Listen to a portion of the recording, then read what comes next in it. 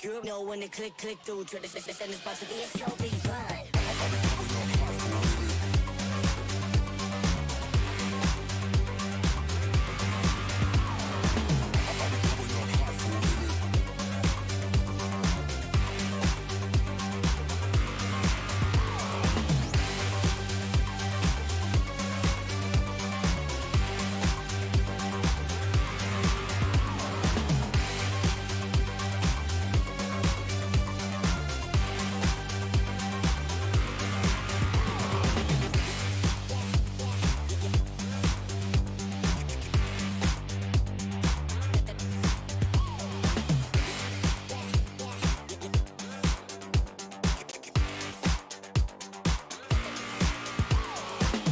I'll be coming up hot for a minute.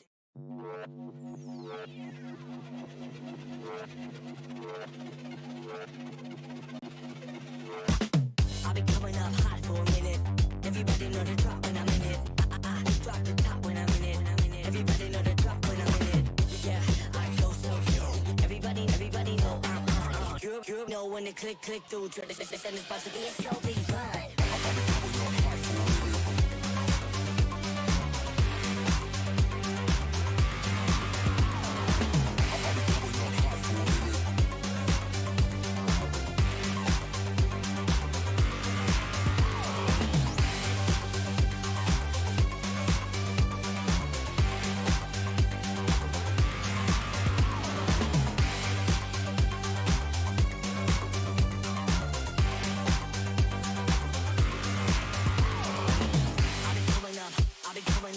Everybody know the drop when I'm in it. Drop the top when I'm in it. Everybody drop when I'm in it. Yeah, I go so good. Everybody know I'm on. You know when it click through to the system is supposed to be a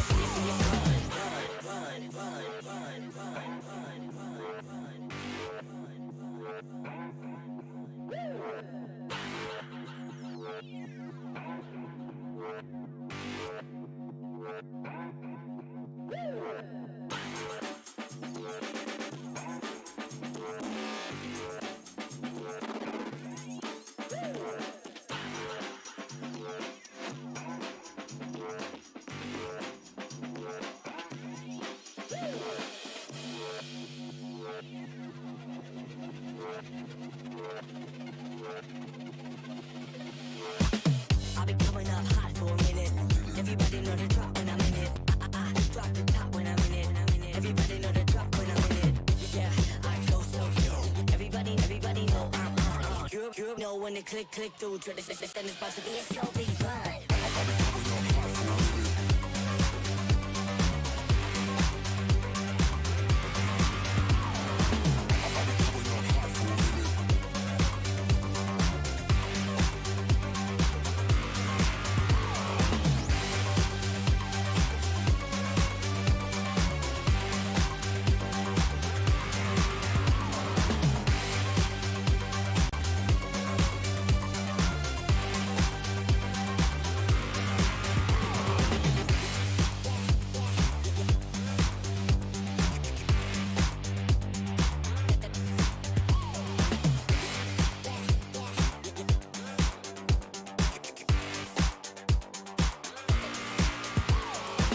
I'll be coming up hot for a minute.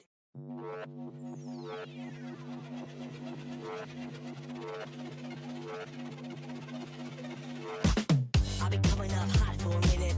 Everybody know the drop when I'm in it. I drop the top when I'm in it. Everybody know the drop when I'm in it.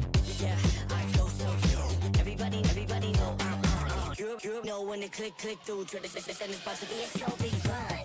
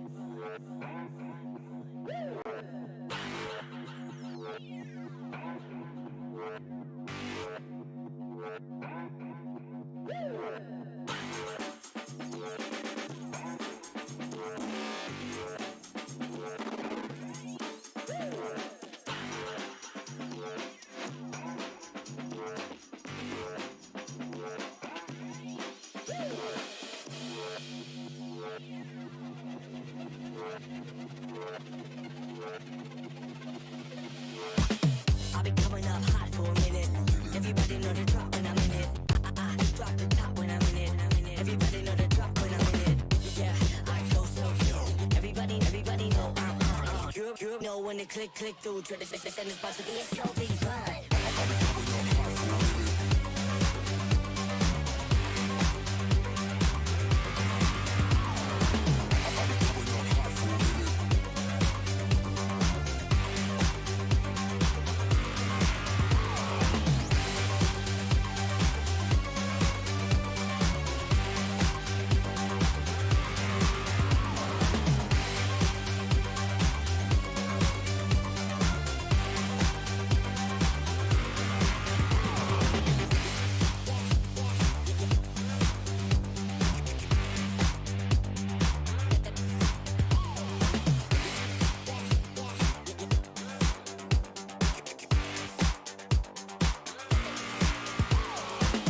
I've been coming up hot for a minute.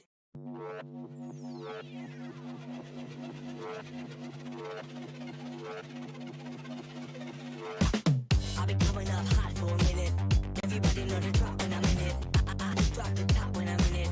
Everybody know the drop when I'm in it. Yeah, I go so good. Everybody know I'm on. You know when it click through to the and it's about to be a slow beat ride.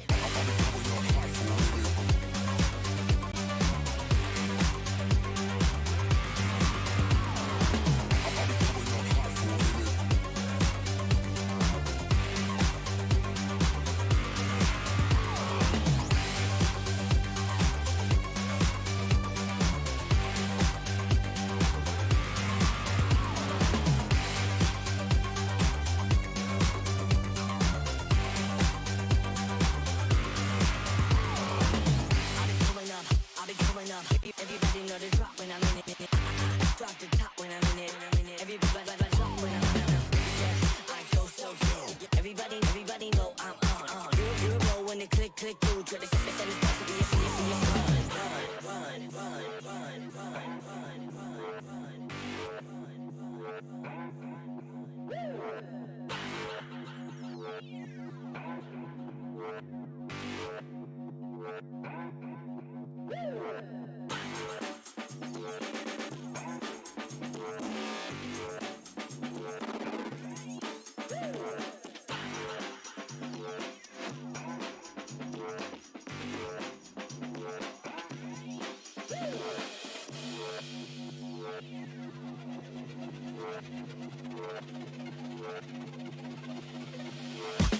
I've been coming up hot for a minute.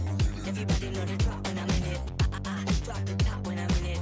Everybody know the drop when I'm in it. Yeah, I go so good. Everybody know I'm on. You know when it click through to the and it's about to be a slow beat ride.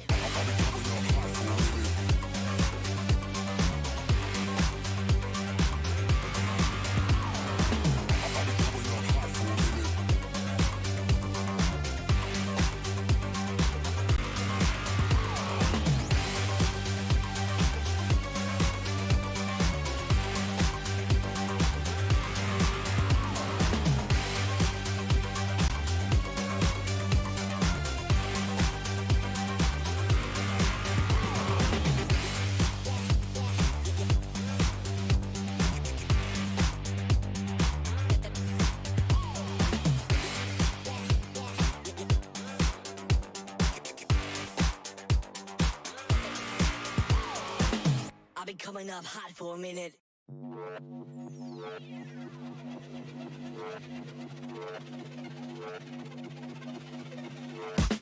I've been coming up hot for a minute. Everybody know the drop when I'm in it. I drop the top when I'm in it. Everybody know the drop when I'm in it. Yeah, I go so good. Everybody know I'm on. You know when it click through to the and it's about to be a slow beat ride.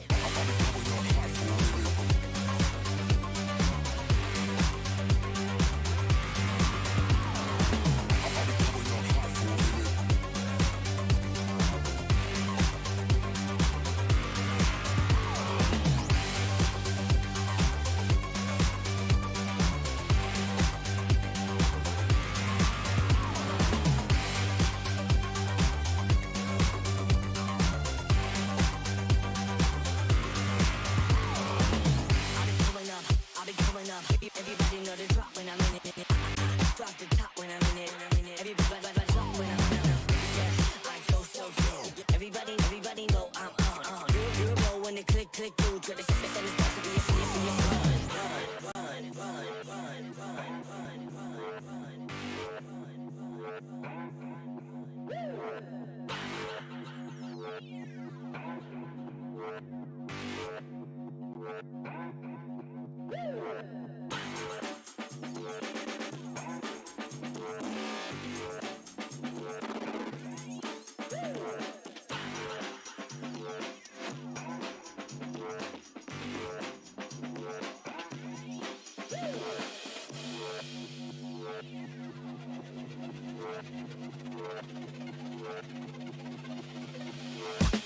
I've been coming up hot for a minute.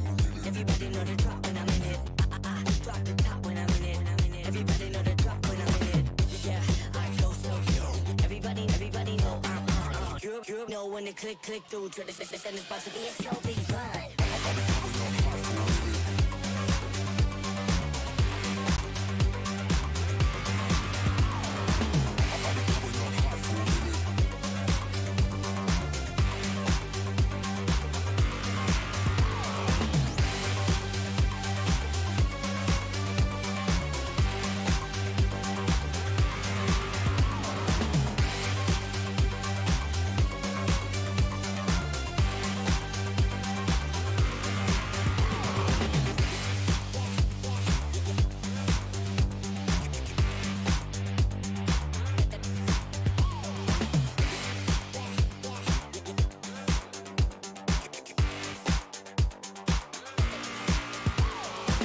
I've been coming up hot for a minute.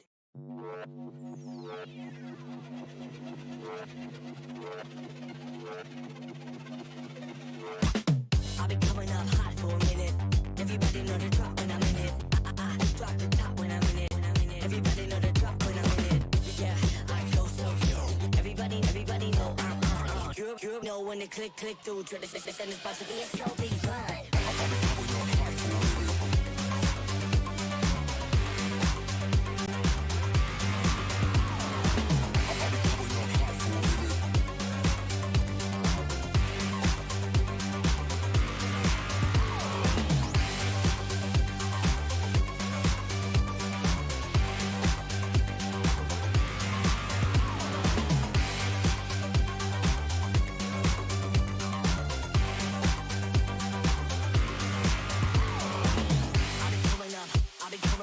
Everybody know the drop when I'm in it. Drop the top when I'm in it. Everybody drop when I'm in it. Yeah, I go so yo. Everybody know I'm you know when the click through to the send it's about to be a serious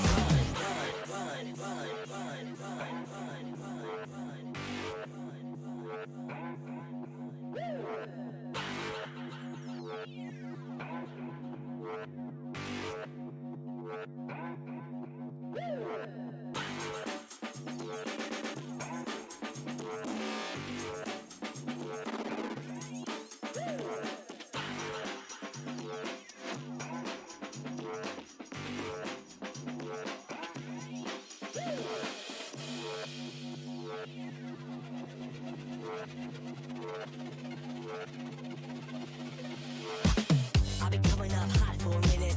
Everybody know the drop when I'm in it. Drop the top when I'm in it. Everybody know the drop when I'm in it. Yeah, I go so yo.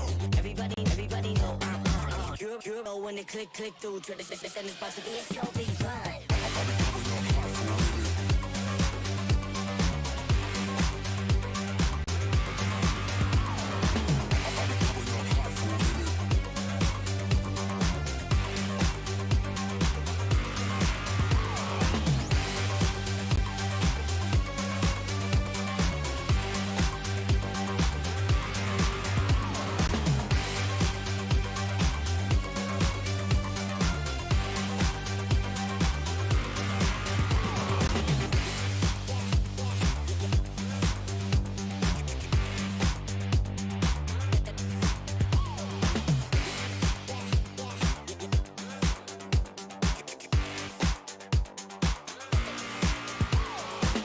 I've been coming up hot for a minute.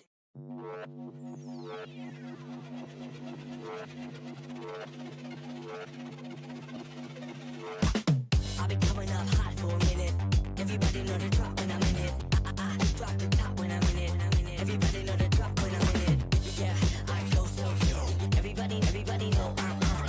You know when it click through to the system is about to be a so big fun.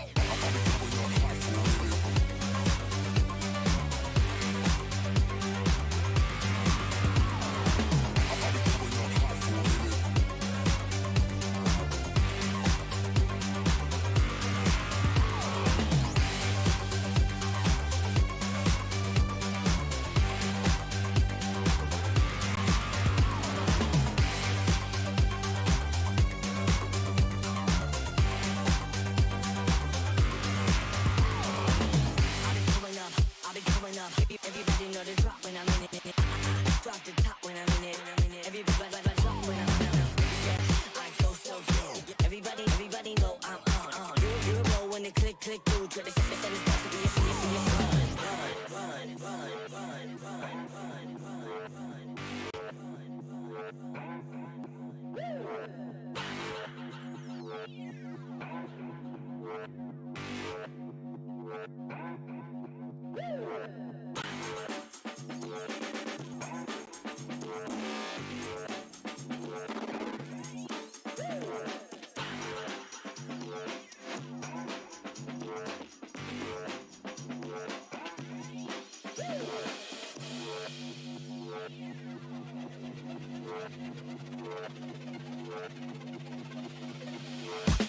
I've been coming up hot for a minute.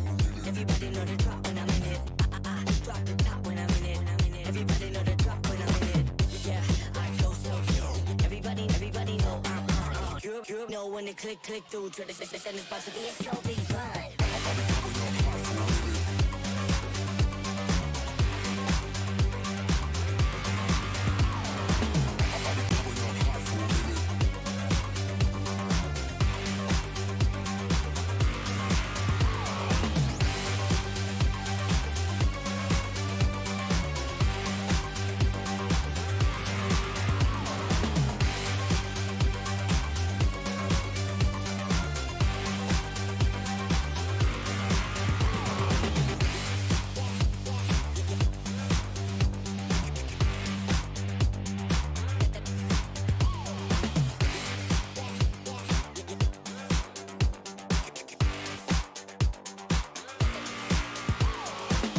I've been coming up hot for a minute.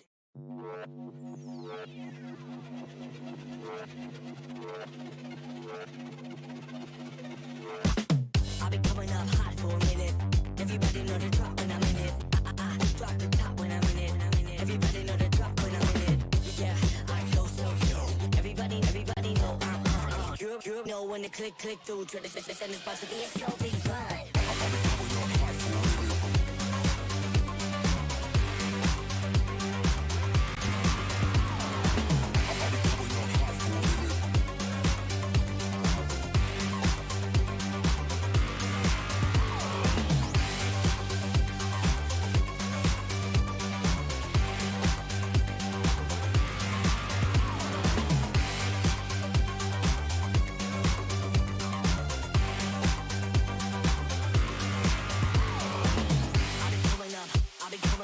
Everybody know the drop when I'm in it.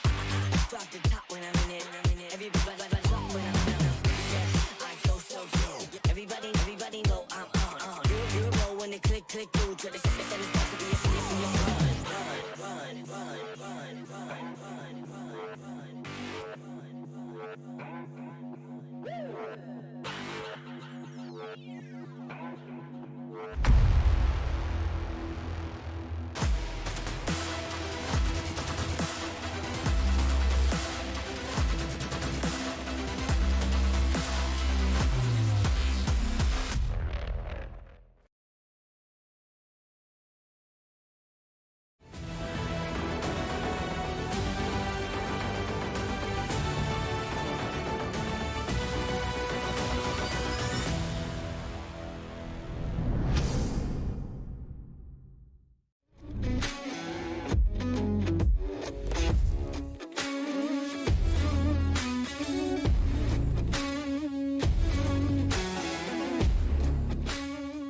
Hello everyone, welcome to Samsung Galaxy Gaming Academy Campus Series here, a platform for aspiring champions. My name is ICBB12, joining me is going to be Monchel, as we are going to be your casters for today for the Singapore qualifiers here. Monchel, how are you feeling? Terrence, like anyone else, I'm super excited to see how this is such a great platform for amateur players just to get started on their career in esports. And I think like yourself, we are so excited to be here for the Samsung Galaxy Academy series, which will be the MLBB edition. So take note, this is going to be the country finals. This is for the Singapore stream, and we're happy that everyone is here to tuning in. Yep, and of course for these guys just tuning in as well, the Samsung Galaxy Gaming Academy Campus Series here was launched in 2023 under Galaxy Gaming Academy, where it aims to support amateur mobile gamers in their gaming journeys, targeted at student gamers, where Galaxy Gaming Academy Campus Series offers a unique platform for teams in Indonesia, Malaysia, and Singapore to showcase their MLBB skills. And guess what?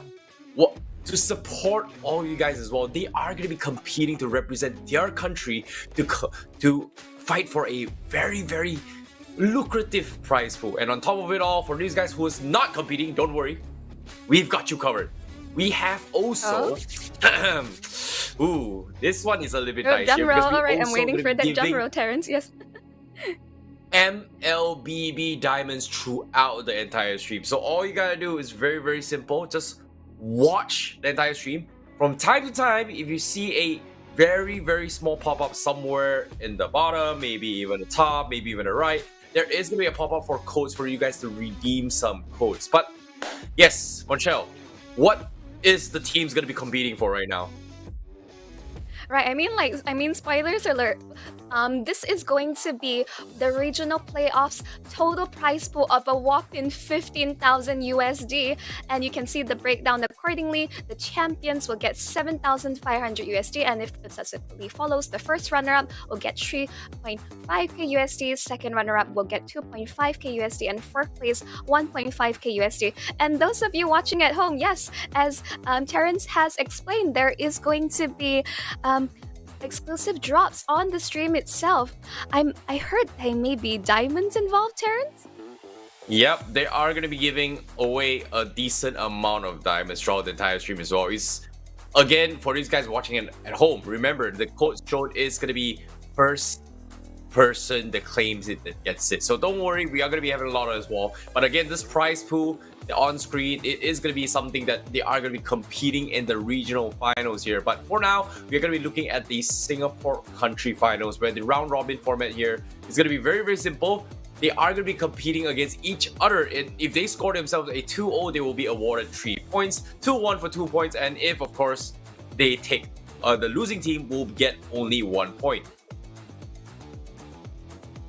Exactly, and only the top 2 teams from Singapore or their respective countries will advance to the regional playoffs. And then once they're into the regional playoffs, it's still going to be a best of 3 format, which is going to be double eliminations, and the grand finals will be a best of 5 series, because I mean, we definitely want to keep it up with all the MLBB action coming up.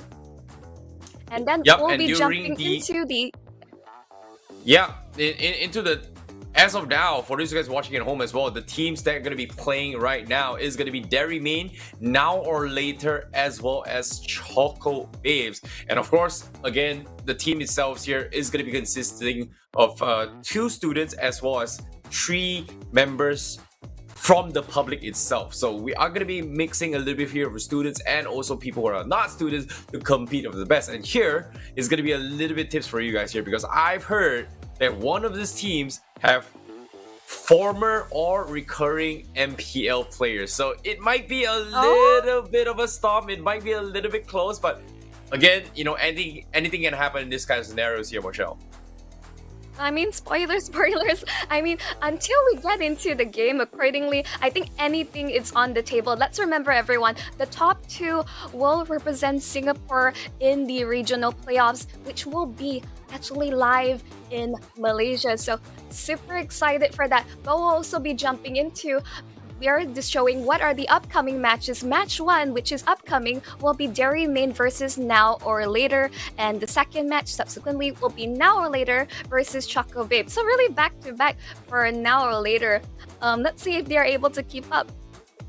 Yep, and speaking of the rosters as well, Dairy Main is going to be consisting of the players here for Kerlian, Zephyr Fario, Jod, Oat, Mac Valley, Larry, or even have some Mercy, whereas for Now or Later, we have Raspberry Mojito, Gem, Rumi, Is Just Tan, and Salty Egg going to be starting off the rosters, whereas for Choco Babes, we have FMM, Deck, Gear, RL19, Bougie, and Hoki going to be playing on match 3 as well. Dairy Main versus the Choco Babes here. And again, all these 3 teams, they are going to be fighting off each other in a round robin. And of course, if there is a tiebreaker between these 3 teams, the tiebreakers will be played in a best of 1 format to decide who will walk through in towards the regional finals, which will be happening on the 21st to 23rd in June in Orange Esports Club, Quill City Mall in Kuala Lumpur.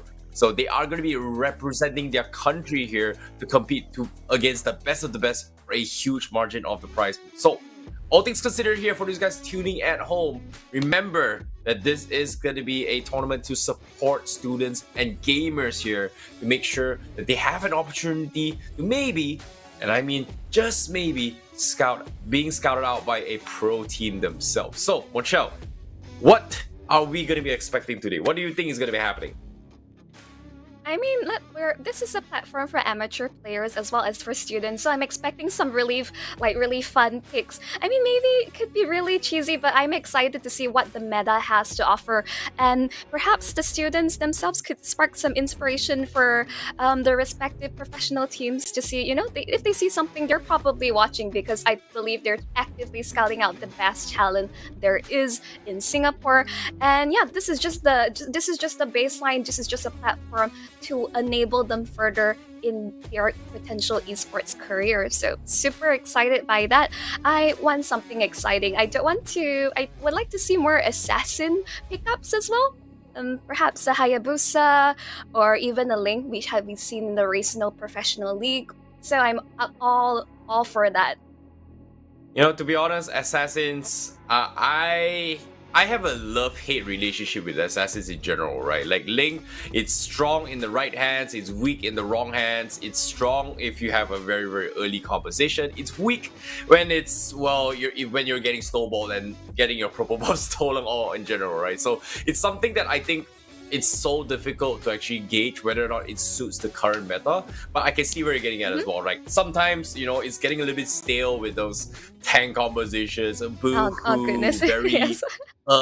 Yeah, we've seen it for almost 2 years now. Can't we see a little bit more assassins? It's been a while, I get you. Yeah. No, it is a bit stale. I mean things were recently quite exciting. We have seen that in recent tournaments we saw things like a Chang'e gold lane with weakness finder. So I'm all for creativity. Really? But as you mentioned, there's always risk involved. In the end, these teams, they gotta be smart in the best of 3 format, and they gotta do that. They need to outweigh the risks involved in going for a certain composition picked up. But overall, until we jump in towards the draft, I mean, there's only one way to find out. So Terrence, would you think that it will be fairly one-sided, or you're thinking that these teams would put up a good fight, and maybe we even have to go into a tiebreaker at the end of this?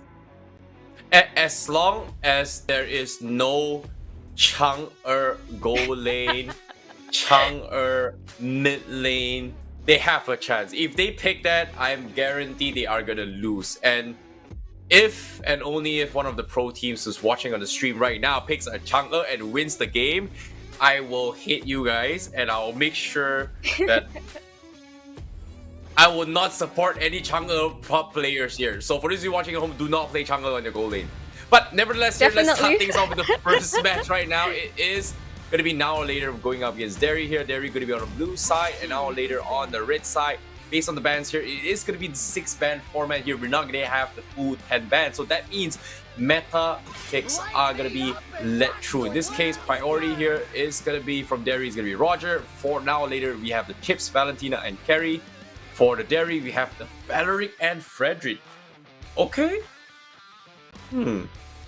Okay, something to take note, Terrence, is that Valeric is an extremely popular pick in pubs, especially within the amateur scene. Why it's just really annoying to deal with. Once he just pops the vengeance, he just runs at you and he tries to negate the damage altogether. But I do like the Yuzong coming in from now or later because they want to be able to disrupt the backline as much as possible. Derry would have to, they have not revealed their mid as well as gold lane pickup just yet. So they need to be very careful in their consideration because they're very vulnerable against the Yuzong. So I do like that they're hovering on a Valir because, you know, it's really annoying to deal with. They're just going to push you away and just trying to disrupt that altogether. But I think based on what they're locking in, that is going to be a Roger gold lane. And I do like the pickup overall from Derry. It's very balanced, very tanky, and extremely annoying to deal with. You know, not gonna lie here, for Derry's draft, it's something that I don't really like based on this composition. But based on what I see, because of this first pick Chips coming from now or later, it makes a lot of sense why they're trying to play a composition around this, right? Like, again, you know, you talk about Valeric. Personally, I don't think it's that strong, but it is very situational. In this case, in this situation, the Valeric is strong against this chip. So I feel like because of this chips, they're forced to play a draft to respond to their draft. And I think now or later does have this draft very set down here in a way where they will be the ones to dictate the tempo. But again, who am I to talk? You know, it is going to be decided in the Land of Dawn. It is going to be decided on how they are going to be executing the drafts in order to execute their win condition. So for now, we're going to be jumping into the game. Derry main going up against now or later in a best of 3 format. So whoever takes 2-0 first, they will take the game here. And so far, I'm liking now or later's draft a little bit more. Derry main a little bit more responsive. Monshell, what do you think? I would imagine like when you want to pick up something like a chip, we have seen in professional play that a high level of coordination is required. And if Derry main responds accordingly, yep, they're well aware, and the Valor is able to pop off his ultimate at the right time, I believe that Derry main is able to collapse on now or later. So in the end, I would say in terms of both drafts, it really comes down to how responsive they are to now or later with the chip, because like you have to be wary of gangs just coming through in various lanes, and now or later they would focus on trying to win it out in the early phases of the laning phase. And ladies and gentlemen, welcome to match 1 game 1. This is now or later versus Derry main. Let's just jump right into it. Well, this is going to be interesting as well, because now we do see from the start now or later here, Hoki going to be trying to keep tabs on Derry main's rotation in the jungler. They're going to have the Dirov as well as the Valeric here. Personally, I think the Dirov is very smart in the sense where you will have very strong wave clear, but it is essentially to deal with anyone who goes through the chip's shortcut, or even the Baxia, who's known to be very tanky in the Lord trade. So getting those early 4s and early 4s, second turtle, third turtle onwards here, they need to get some sort of picks here. If not, now or later, they are going to roll over Derry main. Yep, exactly. The Baxia, considering such solid early game in combination with Chip being able to get, whoa, but Buji really taking a lot of damage, but him himself and Kalim, but first blood actually taken. That's a gank on the top side, but they're also trading back and forth. The carry is able to secure a kill, just trading it off the back. And against Larry just throwing his life at the early stages of the game, that is definitely working towards the plan of now or later. Yeah, as of now, good trades here coming from Mac Valley as well. He was able to get a outplay up top lane as well. And because of that, he is going to get a little bit of a small lead. But the question here is, now he is going to get dived on by Hoki. As you can see, Mac Valley trying to go for a little bit outplay. And this is the downside of having chips, right? Like, it's even if it's die early game, it doesn't really matter. He's got one of the fastest rotation. But bottom lane now, we do see a little bit of harassment in. Great vengeance from Zephyr to actually run away for this as well. But Leary going for the Abyss of Strike, unfortunately doesn't catch Fuji, so no trades whatsoever. So first turtle coming in, As you can see, now or later, as well as there remain, just trading blows for blows. Hoki now, wait for the back lines. He is going to go for a shortcut. He drops it on two, but no one is going to be taking it. Joe doesn't have his core yet. He doesn't have the Wrath of the Dryad, so he is going to fall. Not going to be able to go for a punishment here. He finally drops it, but no way! A big stun coming from Brian here to save the day. He's going to be able to get out, but Zephyr is able to get a double himself, while now Aleda secures the turtle. What am I watching? This is just all out brawl fights right now. Sheesh. Yep, it's still going on.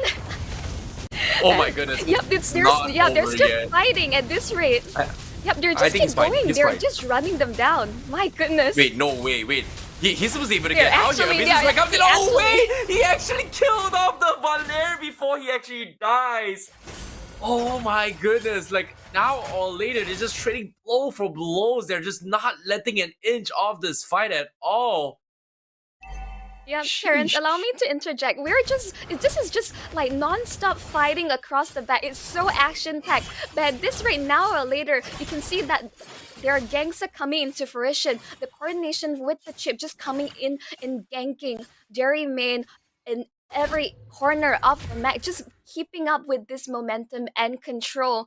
And they are stretching out that gold lead by a nice 1k gold lead as of now. So you can see that Dairy Main, they need to come and sort out the plan. Ooh, the purple buff almost got stolen, but here comes the big black dragon form, just jumping right in. It's a disaster for Dairy Main as now or later continues to pressure them everywhere across the map.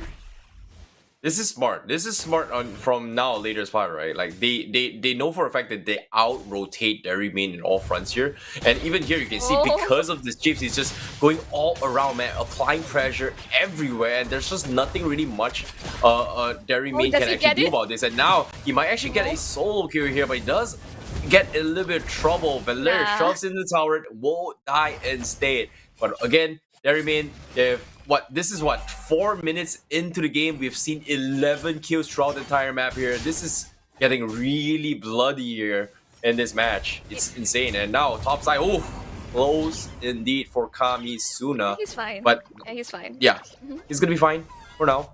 But now in the bottom turtle here, again, you talked about now or latest extending a lead here. They're just playing this very smart, right? Like they're just out-rotating, they're just forcing Dairy Main into awkward fights but it doesn't really benefit them. And even now, look at this. They're just forcing a fight on Dirov once more, and they are gonna get a kill just like that. And Larry, 5 minutes game, died 4 times, does not have a good game at all. And now even the Fredrin as well, going for the 3-man taunt. We've got the Belleric, but it doesn't even matter. Now or later, it's just outscaling full tank all the way through. They're just sustaining and even diving tier 2's double kill for Bougie. Now or later, just snowballing so hard from this early lead. Yeah, now or later, it's just not allowing Larry on this Giraffe to even play the game whatsoever. And as you mentioned, they're out-rotating. They're just also potentially going to outscale Dairy Main at this stage. They already extended it to a 4k gold lead. At this point, what can Dairy Main do? Because there's no way they can slow down this death ball. They're coming in, and here Mech Valley, he wants to be able to get the iframes in. He is getting chased down. Joe is trying to delay the inevitable, but the chip has got chunked out. They still need to be very, very respectful because the Roger is continuously farming up. He has not died as much of his rest of the team, but now later doesn't care. They're just diving the turret, killing spree for Kamisuna. Oh no, the dragon. Oh no, their dragon as well from behind Kalian. He's stuck in a very, very tough spot. He is gonna die as well. Now or later, beautiful control of the aggro there. Like they're just juggling aggros on the turrets here, taking turns to actually set up a fight. And as soon as they get that, guess what? Zephyr, you thought you were safe in the bottom. Not happening. We've got a chips. We've got a shortcut. You think you're gonna die? Yeah, you're not surviving, man. And now Larry, who seems to be thinking he's gonna be able to do anything, will not be able to do anything at all. Now or later, 1 second on the top, now on the bottom. No space for Dairy Main to farm at all. This is not looking good for Dairy Main at all. I saw that Buji on the Valentina has already completed Blood Wings. That's such an expensive item. Just 7 minutes into the game itself, and now later they have secured every single objective on the board. That is going to be the third hurdle of this game. And what can at this point, Terrence, I do feel that unless now later makes a massive mistake, there's no coming back for Derry Main in this fight. I would say this game one is already over. This is close to 10k gold lead from the Sam now later. Derry Main are just having to play so defensively against them. Yeah, and oh my Oh goodness, my Brilliant is getting goodness. sniped all by himself there. In the wrong place, in the wrong time, and now again top side McValley, he's gonna try and out-rotate his way through, but guess what? He's gonna be able to barely survive. No counterplay. Zephyr does not have the taunts available here. They go in for the counterplay, but eventually they get completely rolled over. Appraisal's Raffle able to drop Bougie, but it's a 1-for-4 exchange, but it is gonna be a wipeout, as now or later with the recalls, now 8 minutes into the game, they've put 20 kills across the board and 10k net worth lead. Derry Main just doesn't seem to have anything to do with this at all. This is a complete one-sided storm by now or later. Just an absolute domination right now. Yep, this is absolute stomp.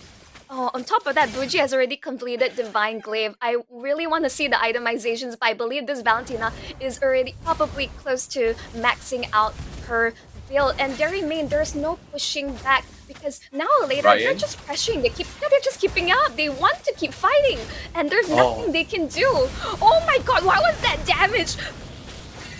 Buji, oh my goodness, Buji just so melted away. hard Oh hit. my That's goodness. Crazy. That is Yeah, insane coming from him. I can see But Mac Valley just attempting a split push on top. He is trying to keep his team, trying to keep the hopes and dreams of this match alive for Derry Main, and he's able to recall back in time. But now or later, so objective focused. They are just going to take this Lord, no contest whatsoever, while Derry Main, they're forced to just hide in their base. That is just easily secured from the side of now or later.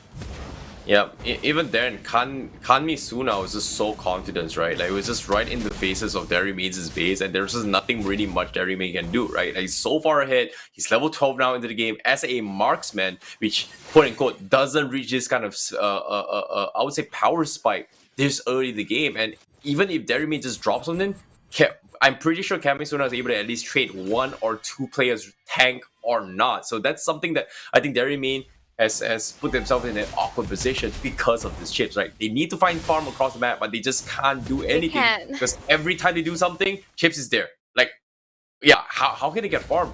There's just nothing. No way. Absolutely not. Now or later, just choking them out. Now you can see the level difference. It's a whopping 3 to 4 level difference between Derry Main and now or later. And that is what now or later is doing. They have a Baxia as well as a chip. The Black Dragon for just jumping into the backline, just zoning them off. They want to get this inhibitor turret. The Lord is still so healthy. They're crashing right through. Oh my Derry Main goodness. are just dropping really low. Fuji? No way, Bougie, he transformed into Wolf and now he's down to his 1 HP, but with the Lord coming in as well, they are going to get another one as well. But Bougie, he still gets a double. He's got the win, the Drunken, and he still survives it all. But what a game. Game 1 in the hands of now or later. A one-sided domination here. No chance whatsoever. Completely rolled over Derry Main with no contest. Now or later, what a way to start the Galaxy Gaming Academy Campus series here in the first match, Monchel. Definitely very one-sided. Surprisingly, as you predicted, you mentioned how effective the chip was, and we definitely see that really great coordination from the rest of the team. And with the chip Baxia combination, their early game domination was an absolute stomp, and they just kept up the momentum. They were absolutely relentless. No mercy was given at all to their opponent, and they just played right according to their win condition. And in the end, just Derry Main just didn't have the right tools to respond accordingly. There was no way of coming back. Now or Later's overall team fight potential was so good. It's just so all-rounded, as you mentioned, with the draft itself. And I think something to take note, they have to consider banning out the chip. Now or Later was way too effective on that pick. You know, it's so difficult to actually decide what is going to be a priority, right? Like especially now, because it is going to be a 6-man format here. It feels like Red side has a little bit more advantage to take those power picks compared to Blue side as a priority. But seeing how, I think like the biggest downside from Dairy Main's composition was not because they can't, like, they don't have the skills. It's more like they just could not have any breathing room to make any kind of counter engagements, and it's just really unfortunate as well. And of course, you guys just tuning in as well, this is going to be the highlights here on the game, and as we talk through how things kind of started us off as well, right? Like the idea from Dairy Main was very simple. They're hoping to try and mirror the chips as much as possible, and as soon as the Valor drops those out, and then we've got Valir to try and shove them away, they are setting up for those kind of wombo combo fights. But that's the thing, even though that's a right idea, look at how Now or Later is always tackling the entire fights, right? Like every single time they choose a fight, they try to make sure that Valeric is not there to actually respond to some kind of fights, or even if they do respond, Valeric is just too low to actually do anything, or even any of his teammates are in position to contest this at all. It's just punches after punch. They see a small little crack, they just go for it. They don't really care if it's Valeric or not, if they're just not grouped up as 5. Now, here's the thing. Now or Later, they just keep forcing the fights. They keep forcing Dairy Main to play towards their tempo. When Dairy Main, as much as they want to be able to farm up and get those items as well as their level power spike, they were just unable to do so, because an hour later they just pushed forward. They wouldn't stop fighting, and when you're with such a strong team fight composition from Now or Later, they were going to win out in all these team fights close to almost 90% of the time. Even though we see that from Zephyr's side on the front win there was some promise, but Now or Later was way too far ahead and towards this game, securing objective kills, map pressure, just across the board. And within 11 minutes, they close out the game. Just according to their win condition, they have such a solid early. And the MVP of the game is going to go to the Baxia. Accordingly, 65% T5 participation. Case Skywalker, that's a really cool name. Like, just really solid performance fully. But honestly, kudos to the chip who really enabled the rest of his team to really come portal right in and just jump into the fight at the right time, just creating so much space. In the end, this is what you want with a Baxia pick, going for those early jungle invades and just keeping up that momentum. This is exactly how you should be playing a Baxia. I'm not gonna lie here, production, giving Kaze Skywalker, you know, him the MVP because of his stats, yeah, sure, you know, it makes a lot of sense, right? But personally, I have a bias towards Now or Later. Like, I think Wuji did a really fantastic job, right? He's making so many flashy plays to a point that there was just nothing much Dairy Main can do, right? He's constantly harassing them with those terrors, and even the last moment there, he got 2 kills, transformed into Roger, got another kill, tried to back out, still survived, baited out and extended the fight, and then not die. But again, you know, it comes down to his executions and skills, so it makes a lot of sense. But of course, Kase Skywalker, he was the guy that gets the objective done. He's 2-1-15, but I'm sorry, Buji's 11-2-9. I think he's the MVP for me. ML system that like gave Kamisuna the actual MVP. I don't know. Like I think Buji just did really well in this game. Like it was just all over the place. Untouched, all right. Yeah, the carry was left untouched when there's something like the Durov as well as the Roger in towards the laning phase. I think Kansumi-suna did a really good job. But in the end, I want to give a shout out to the chip, because he is what pulled the whole team together. This whole composition worked accordingly because of this chip enabling them. But of course, I would say the whole team Now or Later, they did their job. Everyone played their role beautifully. The damage dealers just keep pumping out the damage. Chip keep creating space for the rest of his team. The Baxia did his job securing all the objectives. So I think overall, the team did a great job. So we have to see how Dairy Main responds to that accordingly, because let's not forget, there's always a chance to come back. This is going to be a best of 3. You know how ironic, right? It comes to a stage where, like, if the team is playing so well that it's so confusing to choose the MVP. Producers chose Maxia, ML chose the carry, I chose the Valentina, you chose the chips. Sorry, no love for the U job, but still, even then he's doing really well. And it's weird because personally, like, they're playing so well to avoid that. Everyone deserves the MVP for now or later. Everyone was just completely rolling over them here. They're all making individual plays and they just get away with it. So I think that was just a complete outdraft and outplay coming from now or later on all fronts here. Derry Main, he had the right idea. Again, execution comes to a very, very important situation. So that's the downside of having the Vale and Belleric, right? You're gambling that this chips makes a mistake, but guess what? Now or later, made no mistakes in all these fights. And even the kills that they gave away, it was just small little kills that don't really ripple enough to create a huge wave to snowball in favor of their remain at all for game one. So unfortunately for them, hopefully they are going to be able to actually fix things for game number 2 and then, you know, maybe just make a comeback out of this. You know, here's the thing. I was surprised Aloy was not picked up to respond against the chip because, you know, you want to be able to, let's say the chip portal into another side of the map, the Aloy portals out to go towards, and, like, you know, you're responding towards ganks and trying to win in all different fronts across the map. Perhaps that should have been the play. I think it's really hard to say because, like, you know, there could be limitations of their hero pool altogether, but let's just see how Dairymaid is going to make the necessary adjustments. It seems that the chip is still available, but I think very different response and picks coming out from both teams. They are opting to first pick their marksman in this round too. Oh no, Derry Main. No, you gotta steal the chips away. Don't pick the Belleric. No. Oh no, they actually gave the chips to now or later again. They're asking for it. Macro play. Oh, wait a minute. Oh wow, I'm excited. I'm here for this. Yeah.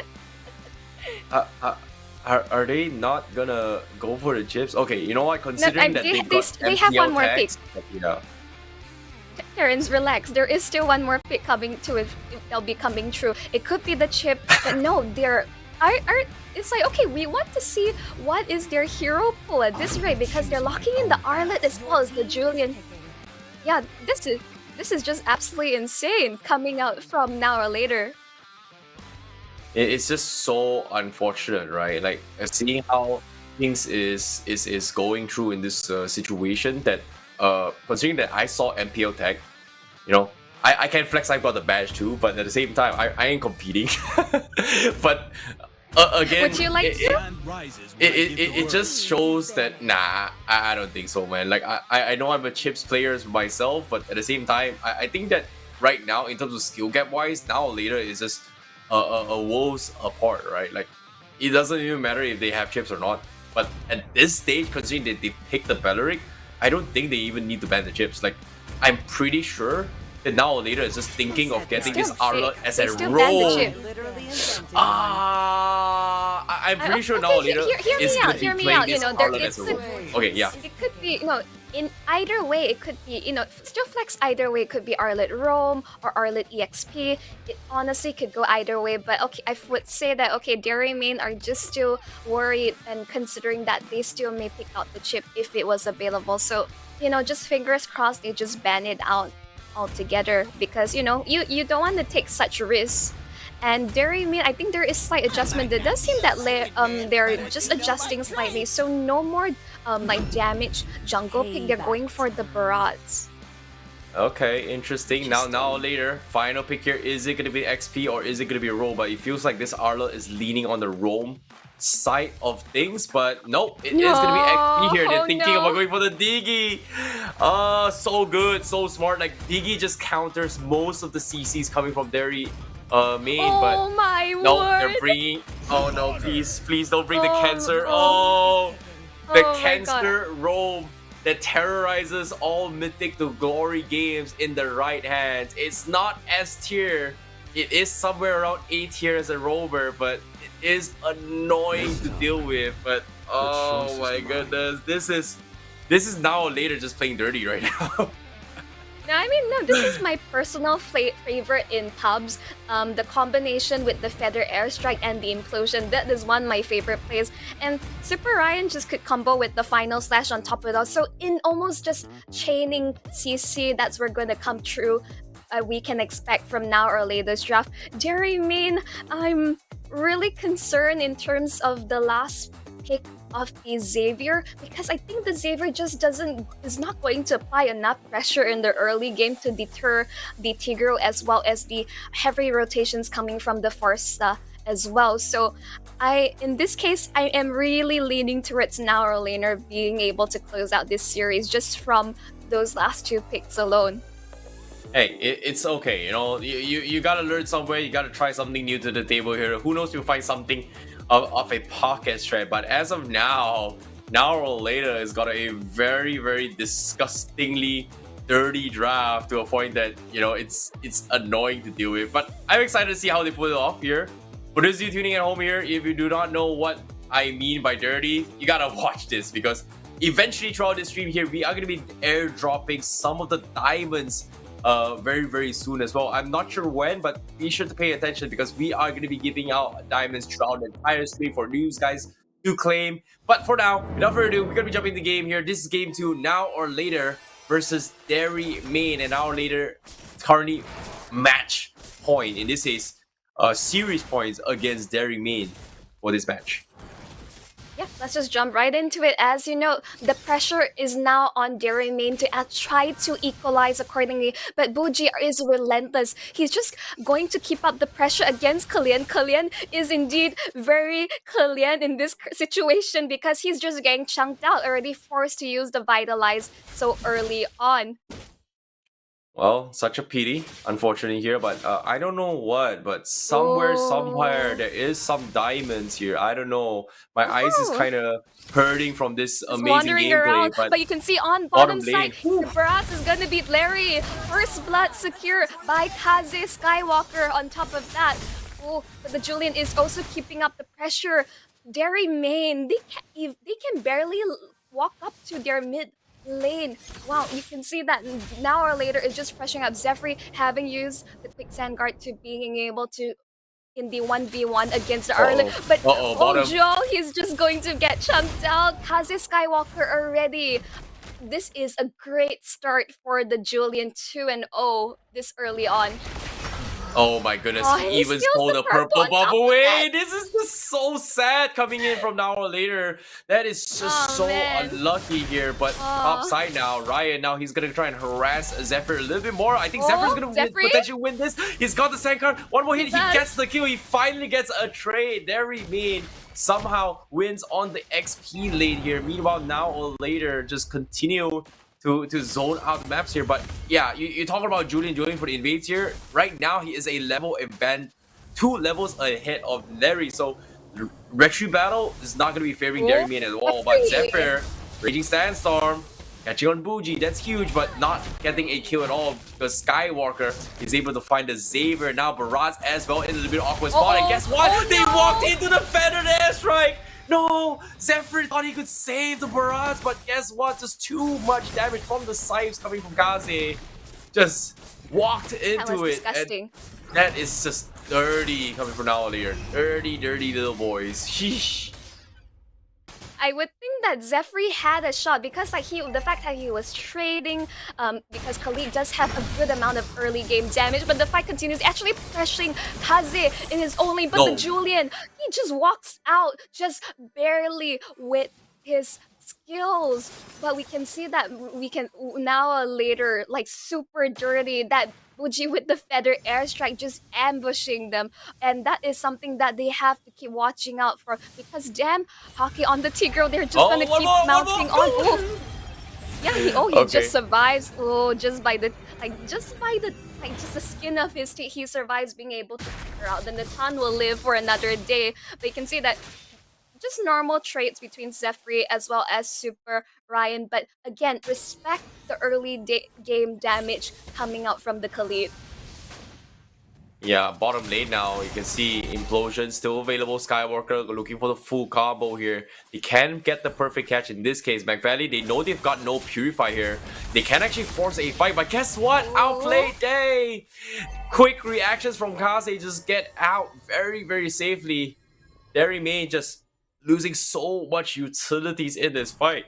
And because of this, they're just so terrifying. And now Bougie, better that's right. They're looking for the kill. Kalian, even with the Purify, the damage a little bit too much now. Side. Zephyr, a little bit trouble, but Kamisuna with the out there from afar joins the fray and saves Ryan. Baril stood no chance at all. What a snipe with the Spear of Destruction here. Kamisuna. What a play now. Top side, Kaze Skywalker getting a kill on his own. Oh my god. All by himself. That's double. Looking for the triple. Guess what, Bougie is gonna steal the kill. Like, you didn't give him the MVP last game. This time, he's gonna try and deny it away from you once more. Ryan now looking for a solo kill, but guess what, Bougie? He steals the kill. He's fighting for MVP once more. Turtle in the hands of Now or Later. Everything that can go right for Dairy Main has gone absolutely wrong. Now or Later, just full control of the map.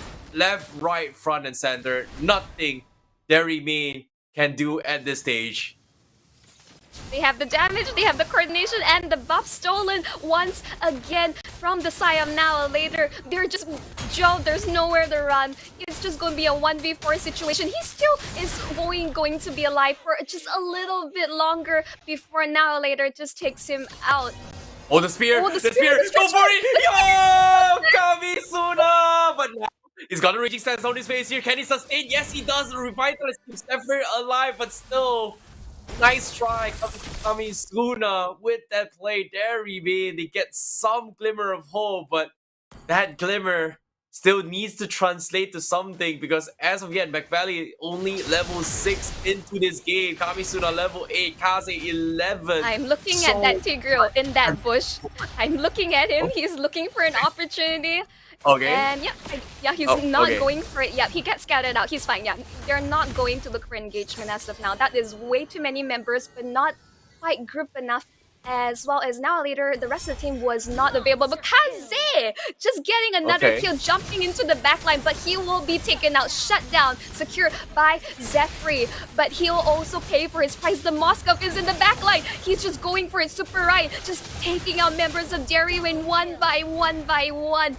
The Moskov is online. A 4-1 and 2. What does Dairy Main even have to do to respond to just the full force of Now or Later?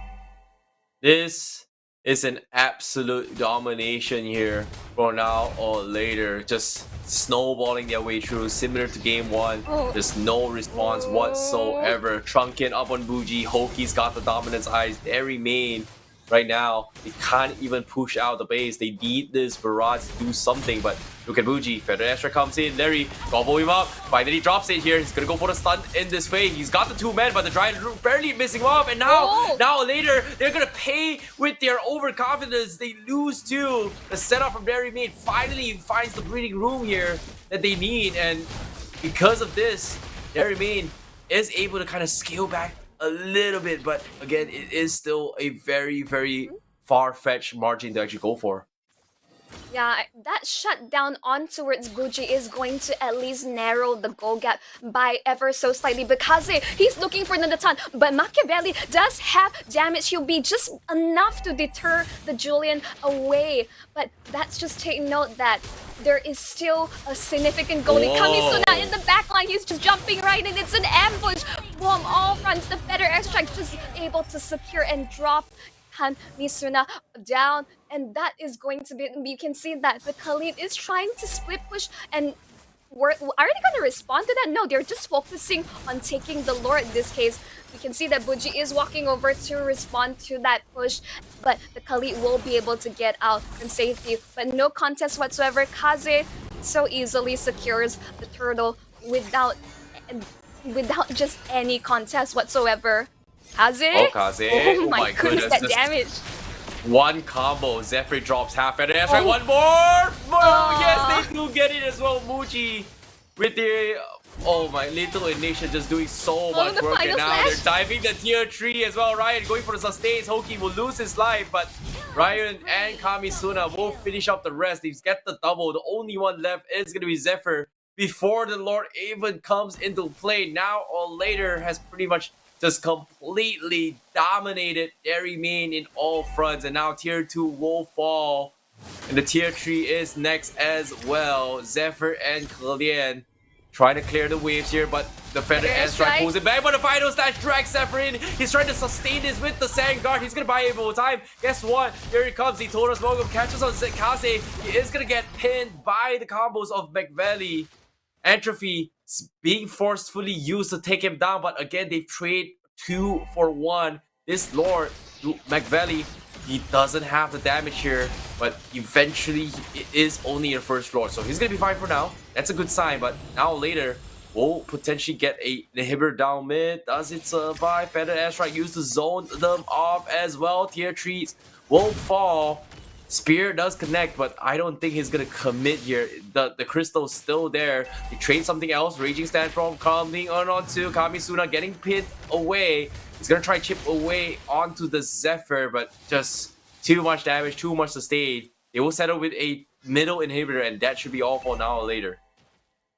Yeah, they're just like now or later, they're so aggressive, but they know exactly the limitations of their hero. Super Ryan is just zipping through the members of Dairy Main. This is just a distraction as the rest of the team, Feather Airstrike, just wanting to be able to secure the next inhibitor, just zoning Dairy Main away.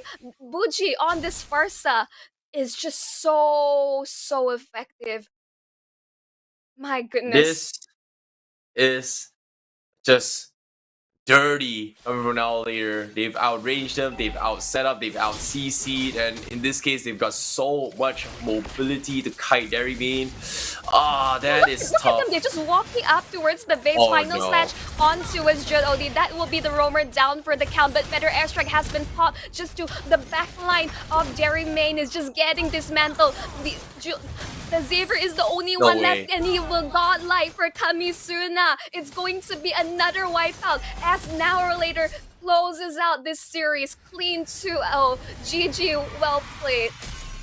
GG, well played to now or later. Just a complete one-sided stomp right now in both games. That's no contest at all. They're just completely rolling over in this fight. Just an absolute top tier performance here for the Samsung Galaxy Gaming Academy Campus series. This is just I don't know what to say. Like, they're just outclassed on a different division altogether here. Like, everyone is just playing so well from now or later. Yeah, you read my mind there. That was the word I was thinking of on the top of my head. They absolutely outclass Dairy Main in this performance where the only thing I would call them out a little bit is that they probably dived too deep. Maybe they got really overconfident. But what I can see that even though they throw bodies for objectives or kills, the rest of now or later just responded so quickly and effectively. And it goes to show, even without the chip, we can see that you're able to pick up various heroes where their hero pool is actually so much more vast in comparison to Dairy Main, which really was the determining factor of their entire winning draft. Because again, they played very different heroes compositions compared to game 1, but still so effective in carrying out their duties as well as going for their win condition. Yep, just completely executing their strategies here, and in this case they just did all they need to do to secure the first step here. And right now or never, they're just one step closer to represent Singapore to compete in Malaysia with the best of the best here. But of course, for these guys just tuning in here, this is powered by Galaxy S24 Ultra, and we are going to take a look at the highlights on how things kind of went down. We saw a little bit of a glimmer of hope on the XP lane by Dairy Main to actually get a little bit outplays here and there, but again, we can see the potential, that idea that Dairy Main is gonna do in their wobble combo strategy. But in terms of just laning in general, they're just getting completely outmatched. They just can't get the farms. They're just getting completely snowballed. And look at the confidence coming from Kaze. They're just walking up. He knows he's got the damage with the Julian. We've heard and talked about Julian being buffed in the current patch. It seems so obnoxious to see how Kaze is able to utilize this Julian. Just walking up, sees the tanks, one-shots them. Walks up, sees Barrage, I don't care, I'm gonna kill you. And it's just like just so much confidence coming from him. It's insane. I'm absolutely, Terrence, I'm gonna have a really hard time picking an MVP because like as much as Buji did an amazing job on the Farsa, just being his positioning, being exactly where he needs to be to pop the Feather Airstrike, Kaze just absolutely like popped off on this Julian. This really brings me back to the good old days when he first debuted and he was an absolute monster to do it. Like the setup, the iframes, the beautifully positioned enhanced change, really just chef's kiss for me. And also like in the end we can see Kamisuna just popping off on this Moscow pick. That Spear of Destruction was amazing, which we were freaking out over. And honestly, we're having such a hard time picking MVP, but here you go. Buji's getting the recognition at this fight. 7-1-12 on the Farsa. I'm surprised that his teamfight participation is only 59% when I feel like he's just everywhere across the map, but that just means that there were just fights like being split up all across. I would say that, you know, kudos, like Buji is getting the recognition he deserves. I think this game, like as much as I like Buji from game number 1 here, game number 2, I feel like everyone played really well, to be honest. I think, yeah, you're right. Buji. It's either between Buji or the jungler. In this case, I think Kaze did really well in game 1 as well. No, I think game 2 he did way much better compared to game 1. Like it feels like the MVP for this game I would give Kaze for game 2. Game 1 I would give it to Buji. So you would swap that around basically. Yeah. You look even in the score as well. Bunton chose Kaze as the MVP for this match, and I think for me, he did really well in terms of taking objectives, but Hanmi Suna is also a very, very nice shout, where again, for me, Sphere on point, getting the right kills, being in the right place at the right time, he's just completely snowballing in the entire fight. Like, McValley had stood no chance at all, and look at the items coming from McValley, right? He didn't even got the chance to get Starlium. He was forced to play the Winds of Nature rather early because of the fact of the amount of physical damage that both Kami Suna and Super Ryan was able to bring to the table. Unfortunately, just can't do anything. And even then, Kamisuna does have the Trinity view, right? Like a lot of these situations, Kamisuna was struggling against the Belleric because of those plate armor. And as soon as he got this Haas Claw, which again should not be up by this minute mark, and he's like, okay, plate armor doesn't hurt anymore. I'm just gonna beat anyone, anywhere, and anytime, and just completely roll over an opponent. So as of now, well done to Now or Never. Just 2 very, very convincing games and just completely shutting them down. And I don't know what to say. Like I did not expect for a student tournament or an amateur tournament to be showcasing some high level, top tier, pro level in this match here, Montreal. It was just really clean gameplay. I think, like, you know, in the end, it's like I'm just also rendered speechless by the amount of coordination with all the team fight, just the positioning of everyone just played their part really, really well from the side of Now or Later. Yeah, we saw the scoreboard. The kill score was crazy from their side, and we also did see the lack of magic defense, even though that the Julian as well as the Farsa was one of the big sources of like for problems causing towards the side of Dairy Main. But in the end, it's going to be really like a really clean play coming out from Now Later. Looking forward to see how they come across. But hey everyone, there is an additional diamonds drop. There is coming. Claim your free MLBB diamonds. This is going to be the code. Quickly do so now. Do a quick screenshot because first come first serve. This will be gone in a couple of moments as we speak. Terrence, yeah, be sure to click it right here, right now. Like, yeah, you don't do it. You don't steal the code. Yeah, hands where I can see it. Hands where I can see them. Yeah, you don't do it. Yep.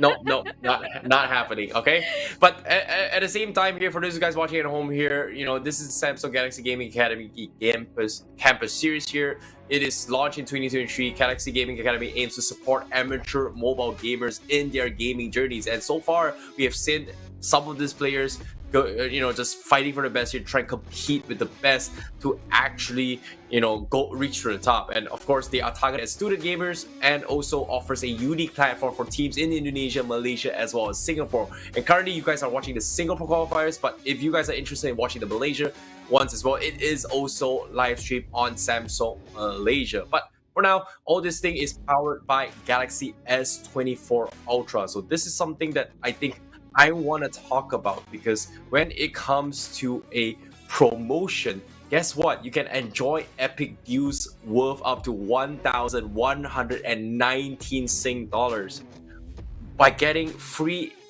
and also an additional $250 over trade bonus when you trade up to the new Galaxy S24 Ultra. 50% off 2 years Samsung Care Plus screen care worth $105. You can get a free Galaxy Watch 6 Bluetooth 40mm worth $452, Galaxy Bud 2 Pro for free worth $334, and also a free flip suitcase worth $58. So again, a lot of deals for you guys if you guys are interested to get yourself an upgrade for the new Galaxy S24 Ultra on show. Yeah, I mean, like, that's just amazing deal. Thank you so much for Samsung Galaxy for this tournament, as well as like for the awesome deals for grabs. Not just that on stream, as well as you just proceed to like upgrade your Samsung phone off the bat. But ladies and gentlemen, we'll be going into a short break before we jump in towards our next match of today. So don't go anywhere. We have more exciting MLBB gameplay as well as prizes up for grabs. Stay tuned. We'll see you soon.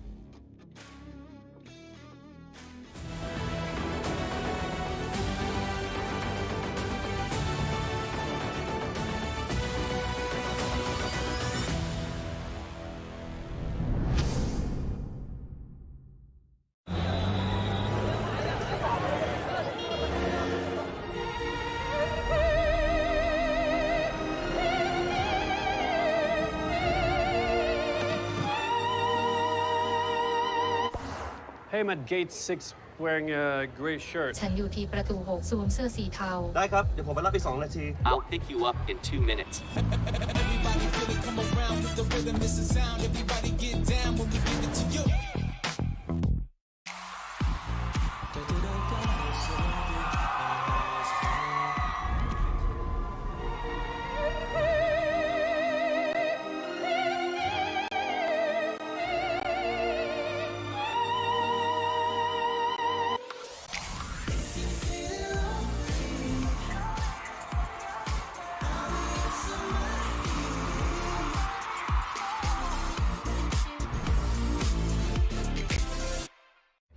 Sí, ¿vos de qué parte sos?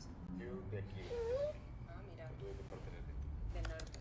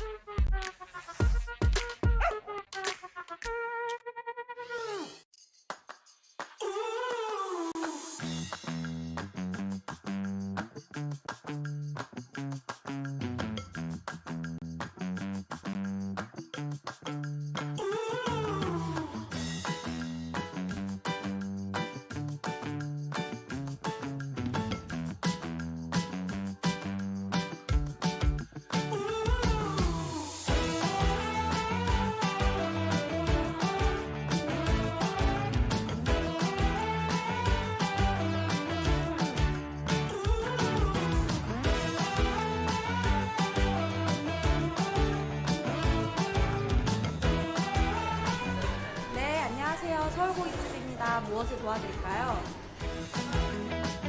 Hi, I'd like to book a reservation for tonight. 안녕하세요. 오늘 밤 예약하고 싶습니다.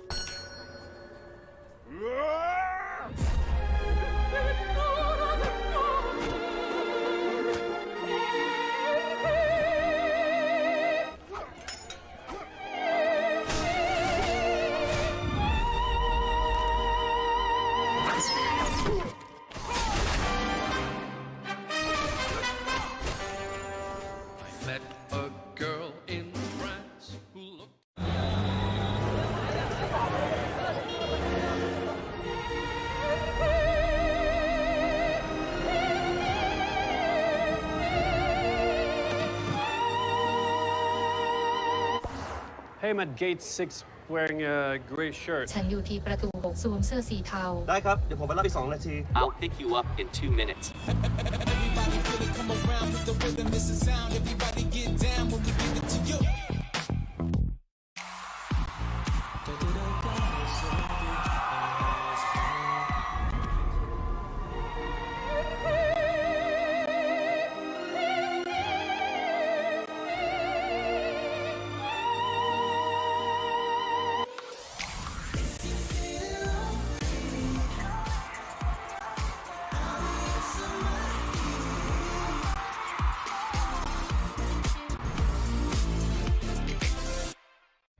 Sí, ¿vos de qué parte sos? Yo de aquí. Ah, mira, ¿Tú de qué parte eres? del norte.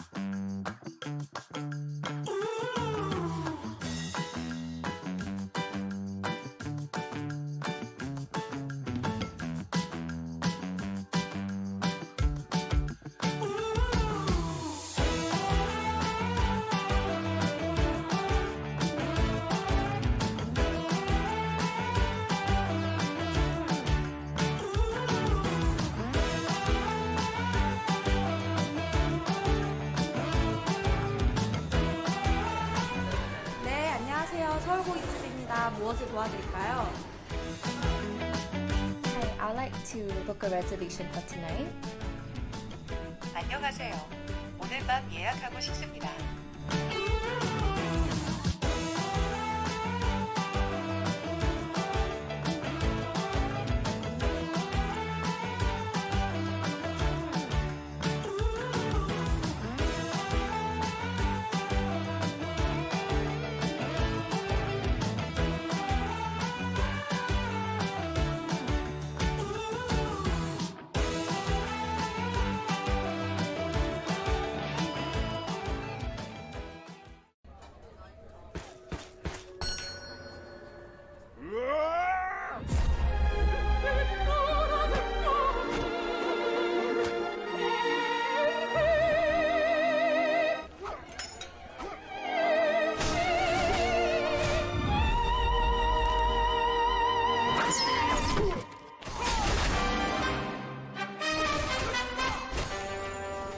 Met a girl in France who looked.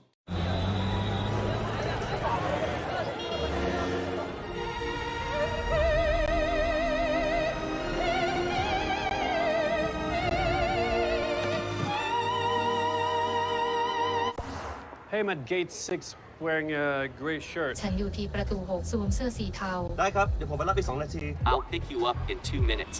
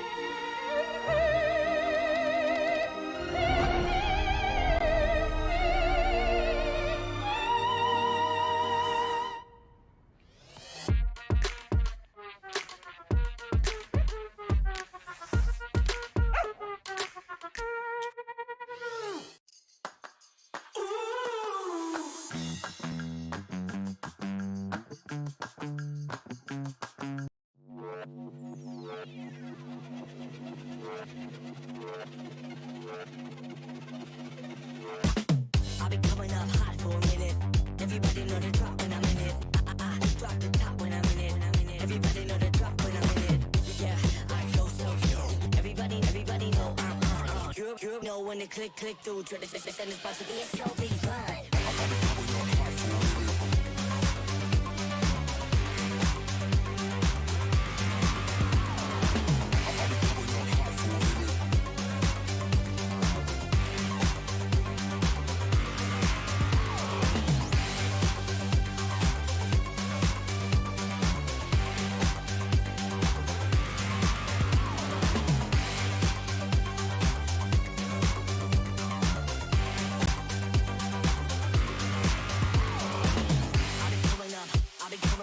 Everybody know the drop when I'm in it.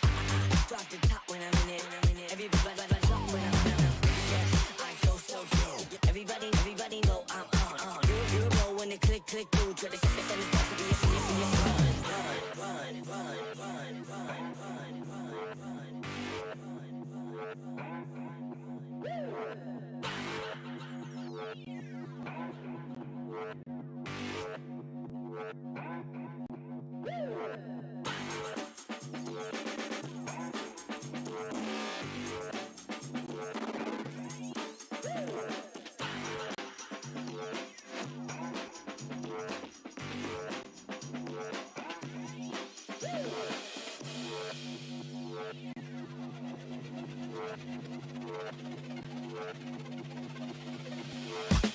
I've been coming up hot for a minute. Everybody know the drop when I'm in it. Drop the top when I'm in it. Everybody know the drop when I'm in it. Yeah, I go so good. Everybody know I'm on. You know when to click through to the send this box to be a so big fun.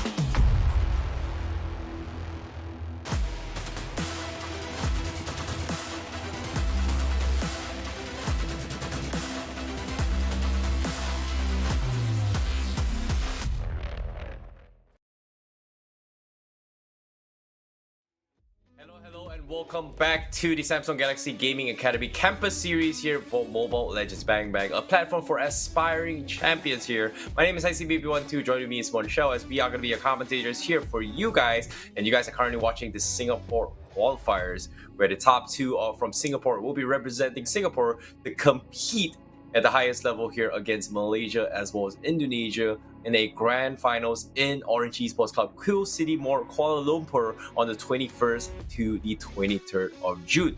So this is going to be an interesting one. We saw an earlier match here between both of Harry Main versus Now or Later, where Now or Later is going to be has dominated 2-0, but this upcoming match is going to be a little bit different here because now this upcoming match, as you can see, based on the standings, currently Now or Later is currently topping the group stages with 3 points in total. Choco Babes is going to be their next opponent here. So again, top two will represent Singapore here, Monchel.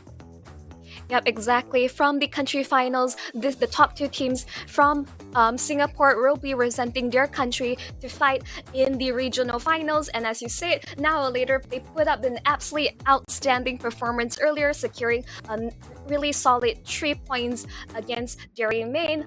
And with this upcoming match, you have you have teased a little bit that Now or Later versus Choco Babes will be a really exciting match to witness, as I would say they're closer in terms of, I would say, mechanics as well as in overall gameplay sense, correct? Yeah, it is going to be a very, very close match between both of these two teams, right? Like, they are one of the top tier contenders as well. We saw the MPL tag in during the draft stages coming for Now or Later.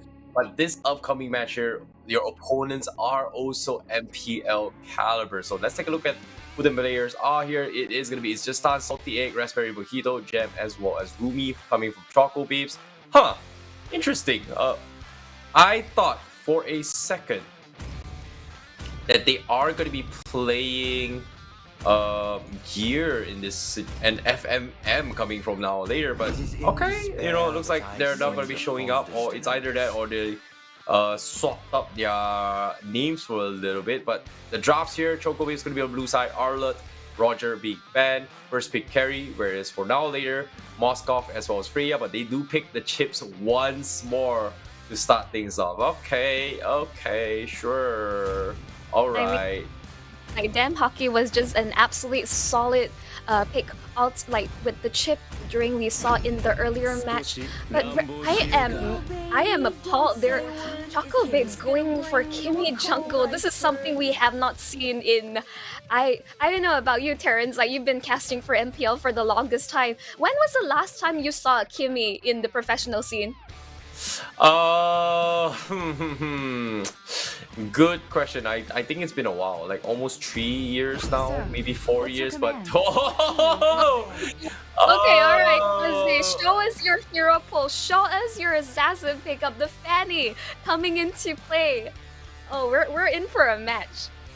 Yeah, we're definitely in for a treat here. It feels like now or later they are going to be able to steamroll their way through, but guess what? Because they picked the third phase on the Fanny here, they just ban off one of the most annoying roamers in this situation, right? Like Choco Babes has only 2 options, right?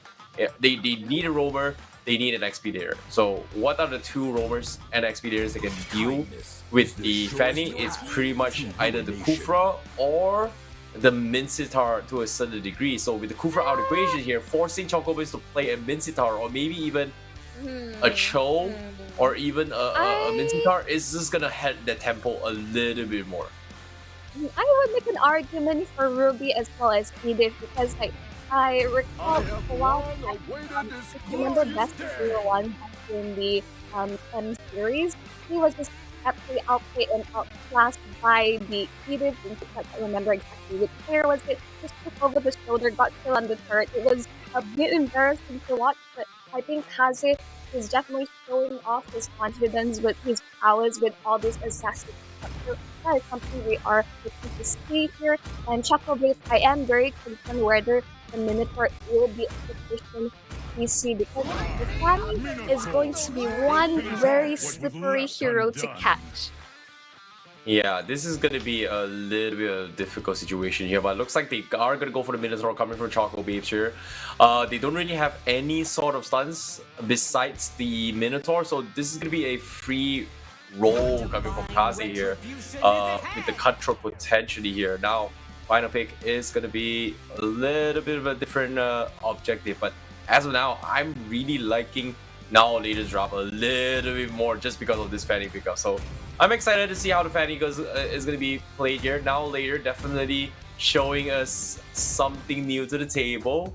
But this is going to be the second series here for the Galaxy Gaming Academy Campus series. Choco Babes currently in well, first time on screen, but it's one step closer to making it a little further here. But for now or later, all they need to do is win one match in this best of 3 series. They're pretty much guaranteed, almost near guaranteed, to represent Singapore to compete at the highest level when they are competing in Malaysia. So again, one game for now or later, or will it be a shutdown by Choco Babes? But without further ado, we're jumping into the game here. Game 1. This is going to be game 1 of Choco Babes versus now or later.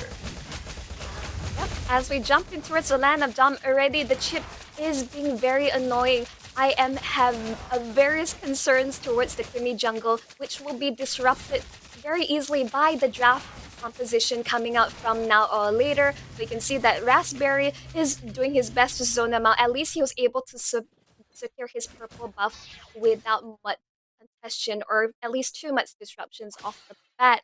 But again, I really like the draft coming out from now or later because the amount of dive potential as well as pickoff with the Fanny coming into play and the chip just enabling his host the backline. You can see already the invasion has begun from the side of the Fanny, but Bucci is actually securing first blood off the bat. You can see that already the invasions. Raspberry can only do so much to zone them away, but miscalculations from Kaze. Oh no, Kaze, he thought he was saving his energy. He's trying to kill the Kimi, but walked into the trap. Salty was able to outplay this, and because of this, they set the Fenny down, and now they are going to try and invade this as well. Now or later, getting extremely greedy from this game, trying to force early retributions or even misplays, but because of this, it gives the lead in the hands of Choco Babe. So again, when we talk about potential pro players here, this is a very, very close match for both of the teams here. But again, still now or later, still objectively getting the early leads for now. So they technically have a very, very huge lead, even though quote unquote it shouldn't be that far apart. But Choco Base is just not that far behind here. So first turtle coming in. Because of this Fanny not having a purple buff and dying here, now or later will not have first priority on the turtle.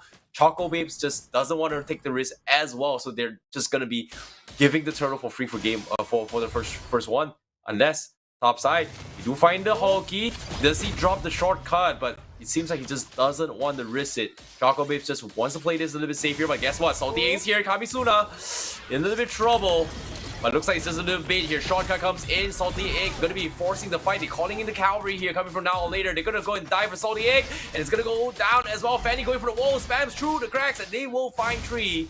And Choco Babes, they thought they got the disengage, but mistakes were made, and because of this, now or later is able to capitalize just like that.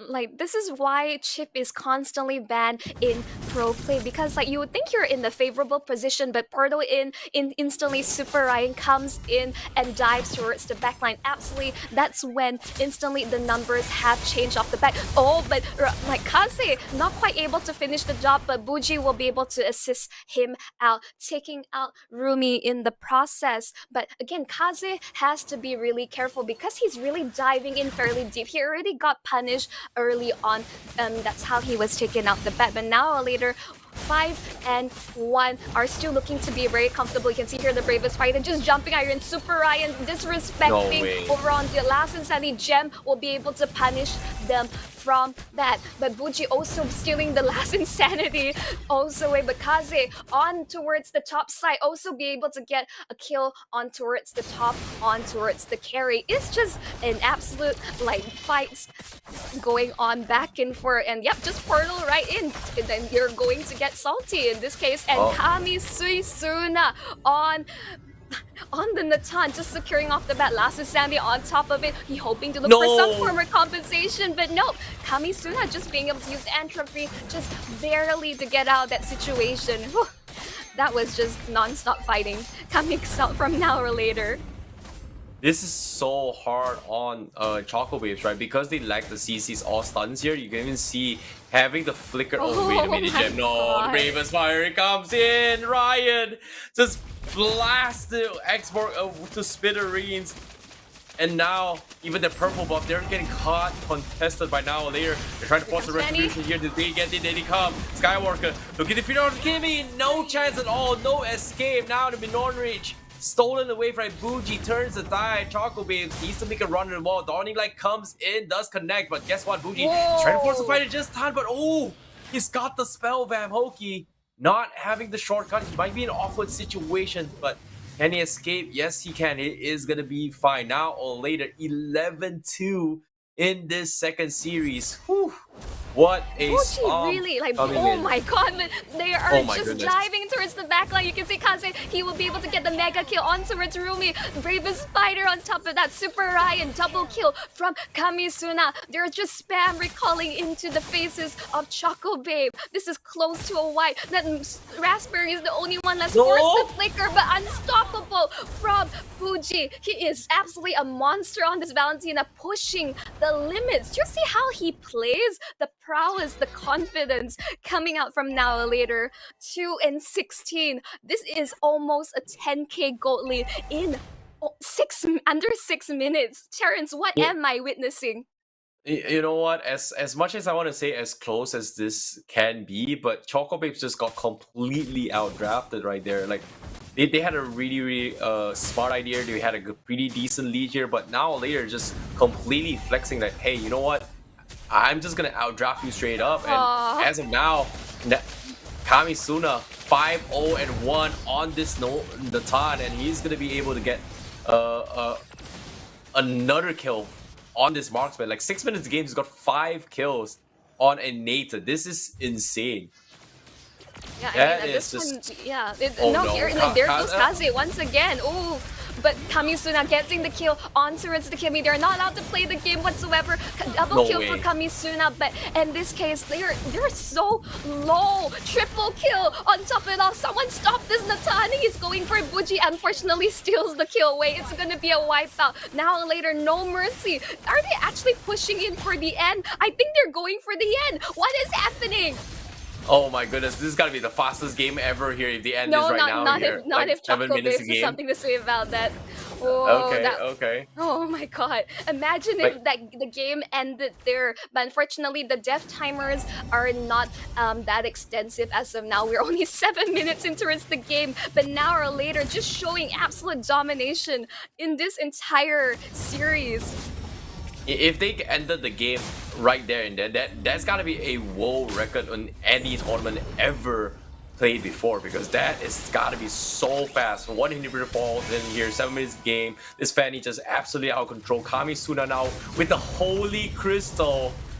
The Holy Crystal as well. Look at him entering forward as well. He's just completely shut them down as well. The shortcut comes in. They are just shutting everyone down. Now Hoki is also going to be next to fall. Salty Egg finds one, but the Bravest Warrior is going to find him as well. Riot just outplaying the way through. Kamisuna now with the second entropy going for the shutdown. He gets 2, and that's going to be game. 8 minutes on the dot.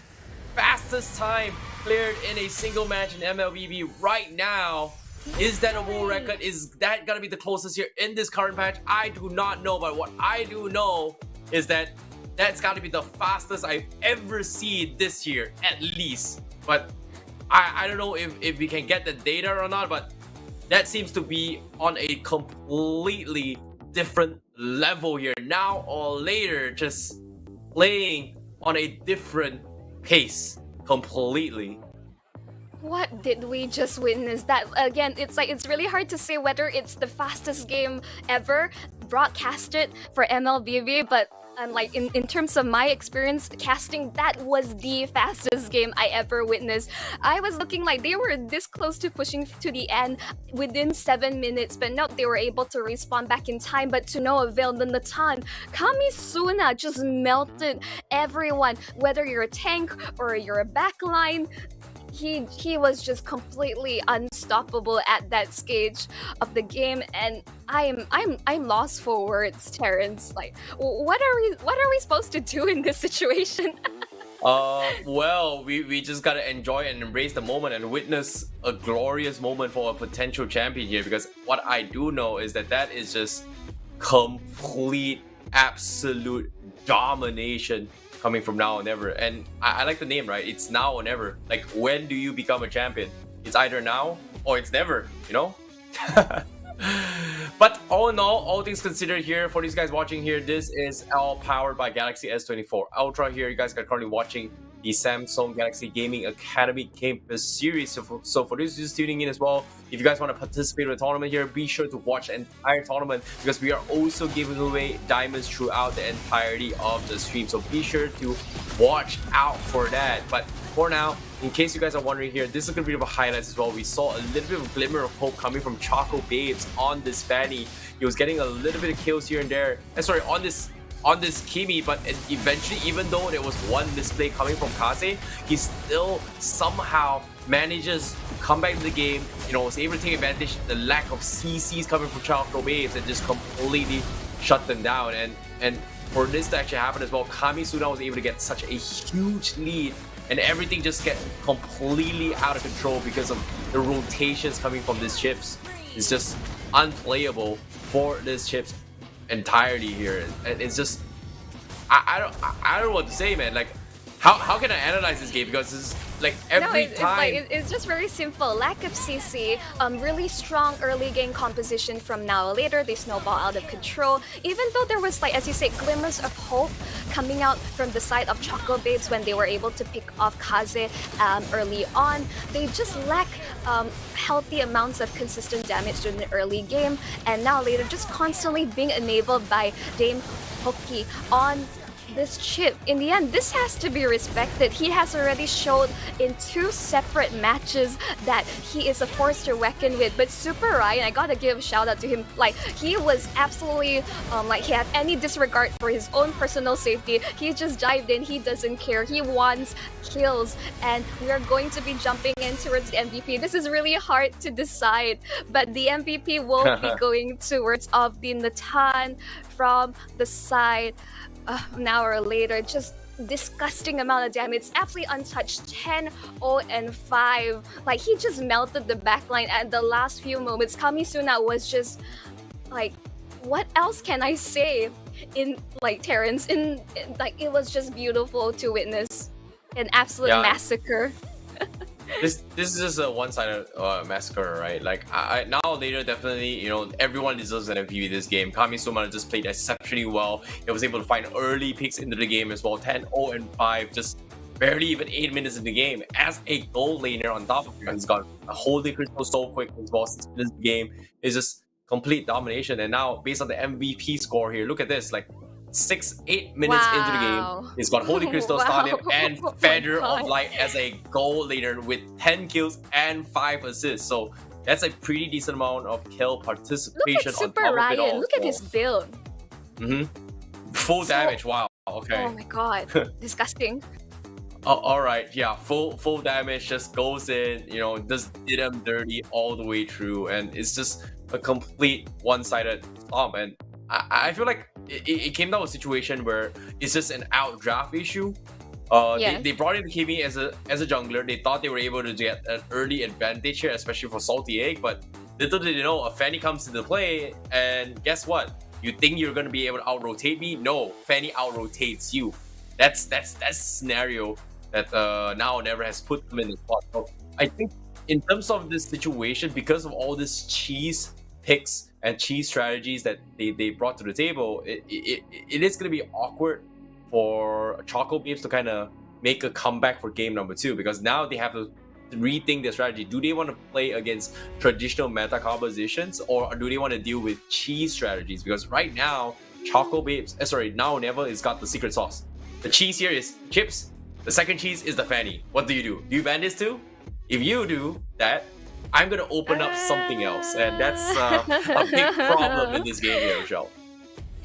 Here's the thing, that if they could consider banning out Chip, because in the end of the day, I think they were way too effective. I felt like it was like, it enables the entire team. The Lapu-Lapu, the Fatty can just fly straight into your face. Super Ryan had way too much fun. He was able to just be as disrespectful as he wanted, going for full damage on Lapu-Lapu and just not getting punished in his lane. I think the Chip has to go no matter what. Understanding that, yes, Now or Never does have an hour later, they really have the solid composition, as well as like with his performance that Kaze just picked. He has the biggest hero pool as of yet. He has gone through all the various changes. I'm not surprised if he pulls out the Julian once more out of his pocket, but if he does want to show off something else, I mean, by all means, because we got all day to witness this kind of MLBB action. Don't you agree?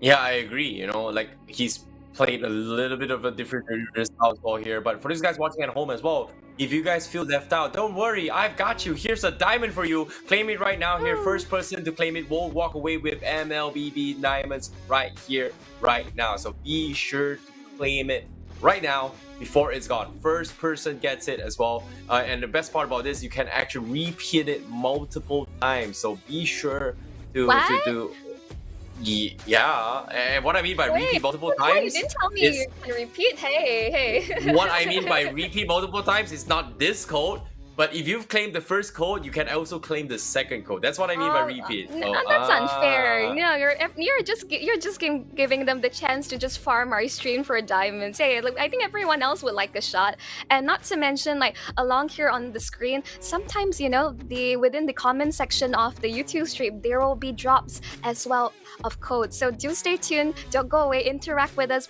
on the stream itself, and keep watching, because you know, who knows where these diamond drops will come to into fruition. So, Terrence, I'm watching you. You better not go about stealing our diamonds.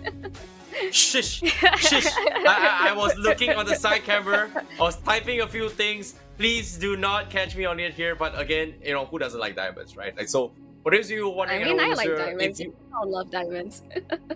Yeah, well, they say diamonds are women's best friend. In this case, it makes a lot of sense why you like diamonds. But for these guys watching at home as well here, be sure to also check out the Galaxy S24 Ultra as well, because all this stream is actually powered by Galaxy the Samsung Galaxy S24 Ultra with all-day battery, hyper-realistic graphics, and powerful processor, and improved cooling system for your ultimate gaming experience, right? Like in this case, Mobile Legends, if you're looking for good FPS here, be sure to check out the Galaxy S24 Ultra. I heard there is also a brand new AI system integrated in here, so be sure to actually kind of figure it out. But without further ado, we're going to be jumping into game 2 here. This is going to be the drafts of game number 2, and this is going to be Now or Later going up against Choco Babes. This time Now or Later on the blue side, they ban off the Freya, which is well, I don't know, this is weird for me, but they might have something a little bit different. They even banned off the Leslie, so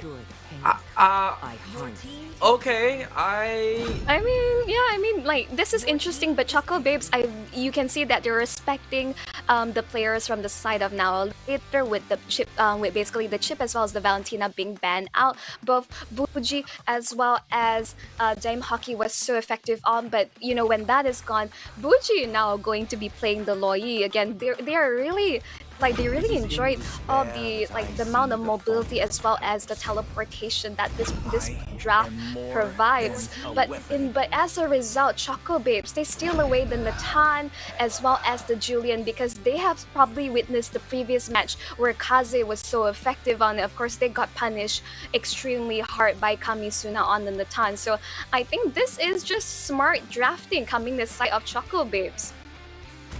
Yeah, this is really smart here, but again, I think it comes down to comfort and also pocket pick strategies here. Now they have a rough idea on what to do. They're expecting maybe if they bring in the Fanny again, or maybe even the chips to a certain degree here. They're setting up with the Minsitar XP and Cho role for this fight. So I really like that they are bringing something new to the table coming from Now or Later, and because of this, now in terms of mobility, Choco Babes has to rethink their strategy here on how do they want to do this. Do they want to play a counter engage composition, or do they want to play a mobility composition? But they bring in the Lolita. Okay, this is interesting.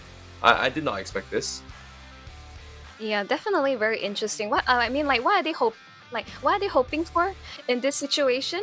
Because maybe they're expecting the Loi to teleport in, and they are able to land the big Numenon Blast and enable a gem to just dish out the damage when he pops off Entro Free. So it could go either way, and Choco Babes banning out the Roger just wants to make sure that this is a marksman they rather not deal with, because Roger definitely goes basically he can go toe to toe with the Natan. Yeah, I think this is a interesting one because of the fact that there is only 6 bans, right? Like they can't really ban off all the meta bans here. I think because of this Lolita pickup here, they want to force Now or Later in a situation where they can't pick the Moskov or any kind of very annoying marksmen, right? Like now in terms of meta, I think the only one left is the Harif still available, which I don't think we've seen a single game of Harif this game.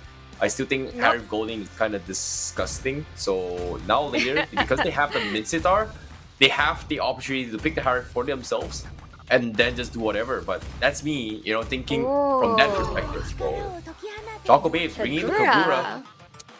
Not a big fan. Not a big fan, to be honest. Not a big fan of Kagura. Not a big fan? No. No, I'm Absolutely all not. for interesting pickups, but it's definitely been a while since we've seen the Kagura Super Ryan hovering on towards the Badang. I mean, we can already imagine the combination if he does pick it up. You teleport in, you pop up the King's Calling. You just get the multiple setup, but the Ruby is probably the safer choice. Like, they have so much CC combinations with the Way of the Dragon, the I'm Offended. I think they're just enabling Buji as well as Kaze to pop up. But wait a second, is this Minsitar Goldling by chance? Yeah, I think this is a Minster gold lane. I did not expect now later to not pick a marksman in this game.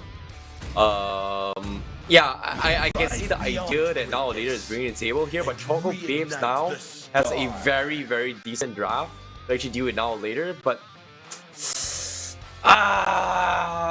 again, okay, technically I like the drafts coming from Choco Babes. I definitely like the drafts a little bit more Choco Babes, but it comes down to execution, right? And so far now later has not disappointed yet in all 3 games. So I don't know, fingers crossed, anything can happen here. I don't know what to say. I really don't know what to say. Like this is No, this I is mean, just like, a loss okay. of words. I understand. No, I would say now or later, they have a bit of fun in the earlier matches. Now it's all about experimenting. And to say that like basically Mincetar Gold Lane doesn't work, I personally had played it before, basically forced of hand, but it was very effective against certain heroes in the lane. But against the Natan, that is something that begged to question. But now, ladies and gentlemen, we're back into it to Land of Dawn. It is match point for now or later versus Choco Babes. Let's just jump right into it and see how this plans out, because I'm all for interesting non-marksman gold lanes in turrets today, because I mean, like, I know you personally don't like Chang'e gold lane, but it's just fun for us to watch and cast. I don't know, but okay, you think it's fun, but all right, let's see. I want to see how Kamisuna is able to outlane Gem on the gold lane, but for now, we are going to be looking at a little bit of a slow tempo pace this game here. We are not going to be seeing the chips. We're not going to be playing a lot of early aggressions. But Bottom lane again, pressured. it might be a little bit different as soon as Buji gets his ultimate here. So once he gets his Divergent and also his ultimate, which is his ultimate, now later is gonna set up the tempo a little bit more faster here. But Kamisuna, wait a minute! No way! No way! He actually outlaid Gem in the top side, forcing him to back out. The force flickers on both sides, so this is a good time for now or later to invade. He's got the Ling, and this Julian not gonna have a good time as well. The Ling now gonna be invading and stealing away the orange buff from Salty Egg. Now, Ling does have the Tempest Blade. He actually used it to go for the disengage, but he is gonna deny resources away from Choco Babes. As again, time is on the essence here. Now or later, needs to wrap this game as quickly as they can before this Natan comes off a line. Let's go. Going for the 3-man stun here. Oh, wait a minute. This is just a complete stun here. What is going on? Huh. Yep. Okay. Ladies and gentlemen, we just got a confirmation from the production that will be a remake of the draft as of yet. There could have been some miscommunication as well as perhaps from the side of the players. Not to worry, we will be with you very shortly as we remake this draft accordingly. That's why say we saw something as weird as the Mincetar gold lane, but the fact that he was actually winning out and almost took out his own opponent, because that's the thing about Mincetar gold lane. As long as you're able to land your hooks, the Natan or any marksman, if they get caught out, he has a sufficient damage in the early on, very shocking amount. So again, like Terran, surprise, it actually worked in the first couple minutes into the game. But whether whether that works out in the extended fights, who knows? But I personally, from my own experience, it has worked. I went for the Trinity build. Yes, very greedy of me, but it worked out perfectly. But that was just one game I had. I was kind of excited to see. Yeah, I was kind of excited to see whether that will play out, because it just means that Kamisuna is just the better goal laner in in this series. Seeing how things are going in this kind of scenarios here, I feel like based on what I've seen so far, I can accept a Mincetar gold lane better than a Chang'e gold lane for sure. I think Mincetar does a little bit more in terms of overall CCs, whereas Chang'e's range is just so short. If you give a melee character a melee range, Chang'e's range is just short. The only thing that Chang'e excels is because of the meteor shower, which hurts a lot. Yes. And if you play a physical build on a Chang'e ultimate, it's burst damage. So I don't know. I think based on what I've seen so far, the remake here is probably going to be called on Choco Babe's side. most likely here, because the final pick here was a little bit of a big question for me. I think the Kagura was something that I think just can't really do too much. It's either that, or again, like you said as well, the Mincidor might have been a missed pick coming from now or later. I mean, basically whichever result, the production is already investigating and we already called for the remake. So we'll have to see how this draft will plan out, because in the end, was super excited for the Mincetar. Haven't seen him in a while. I think the overall composition wise, could have been really effective against Choco Babe's draft. But I think until now, I guess we will never know. But hit me up when we see Mincetar in the goal lane once again. Yeah, it's just very, very weird. But okay, that is just so. It's a bit disappointing to see how how big of a gap the skill cap is between a pro team and also the amateur team. But at the same time, it makes a lot of sense, right? Like, it's not exactly very forgiving if you make one small mistake, especially regardless lane, and it's gotten to the stage where MLBB has gotten so mature that I think if one person doesn't play his role well, it doesn't matter how good the other 4 player is, and it feels like a game of chess where it's 5 versus 5. But if one pawn goes down, everything just collapses now. Like back then, it's like, oh, you know what? 3 guys want to beat all 5 guys. It's possible. And if the skill cap goes even higher here, it's just who makes the one wrong mistake or one wrong move that could cost them potentially between a team wipe or maybe a win for themselves. And I think you brought this up as well in yesterday in the rehearsals, that sometimes just one small little mistake or maybe even a little bit of arrogance coming in, they just lose a potential championship. Yep. I mean, in the end, as you said, all it takes is one small mistake or a window of opportunity to turn around a fight and possibly close out the game. As you say, that's how far we have come, as basically with MLBB, with all the recent tournaments that we have gone around across all the years. Gone were the days of solo carry. Remember the days of Lancelot and Fanny just being able to just dismantle the entirety. But we already got the go from production. We'll be jumping in towards the draft once again, and yeah, we'll be just jumping right in. Yeah, I want to see how things go here, but let's take a look and towards the match here. We are gonna be seeing, well, is this the same draft here? Oh, okay, no changes in the draft. It is gonna be similar here. I think there's gonna be a little bit of a lag survey issues here, so they are gonna be remaking in this match, but it is gonna be same exact draft. So gold lane once again, Mincetar. All right, sure. Yeah, I'm up for it. Let's go. Sorry, I'm super psyched. I just want to see. I want to see how the amateur or even a pro team pull this off. But you can see that we have basically stick towards the same draft. Perhaps could be a ping issue, but we're back in the land of Dawn for this action, and yeah, we'll see how this plays out. Okay.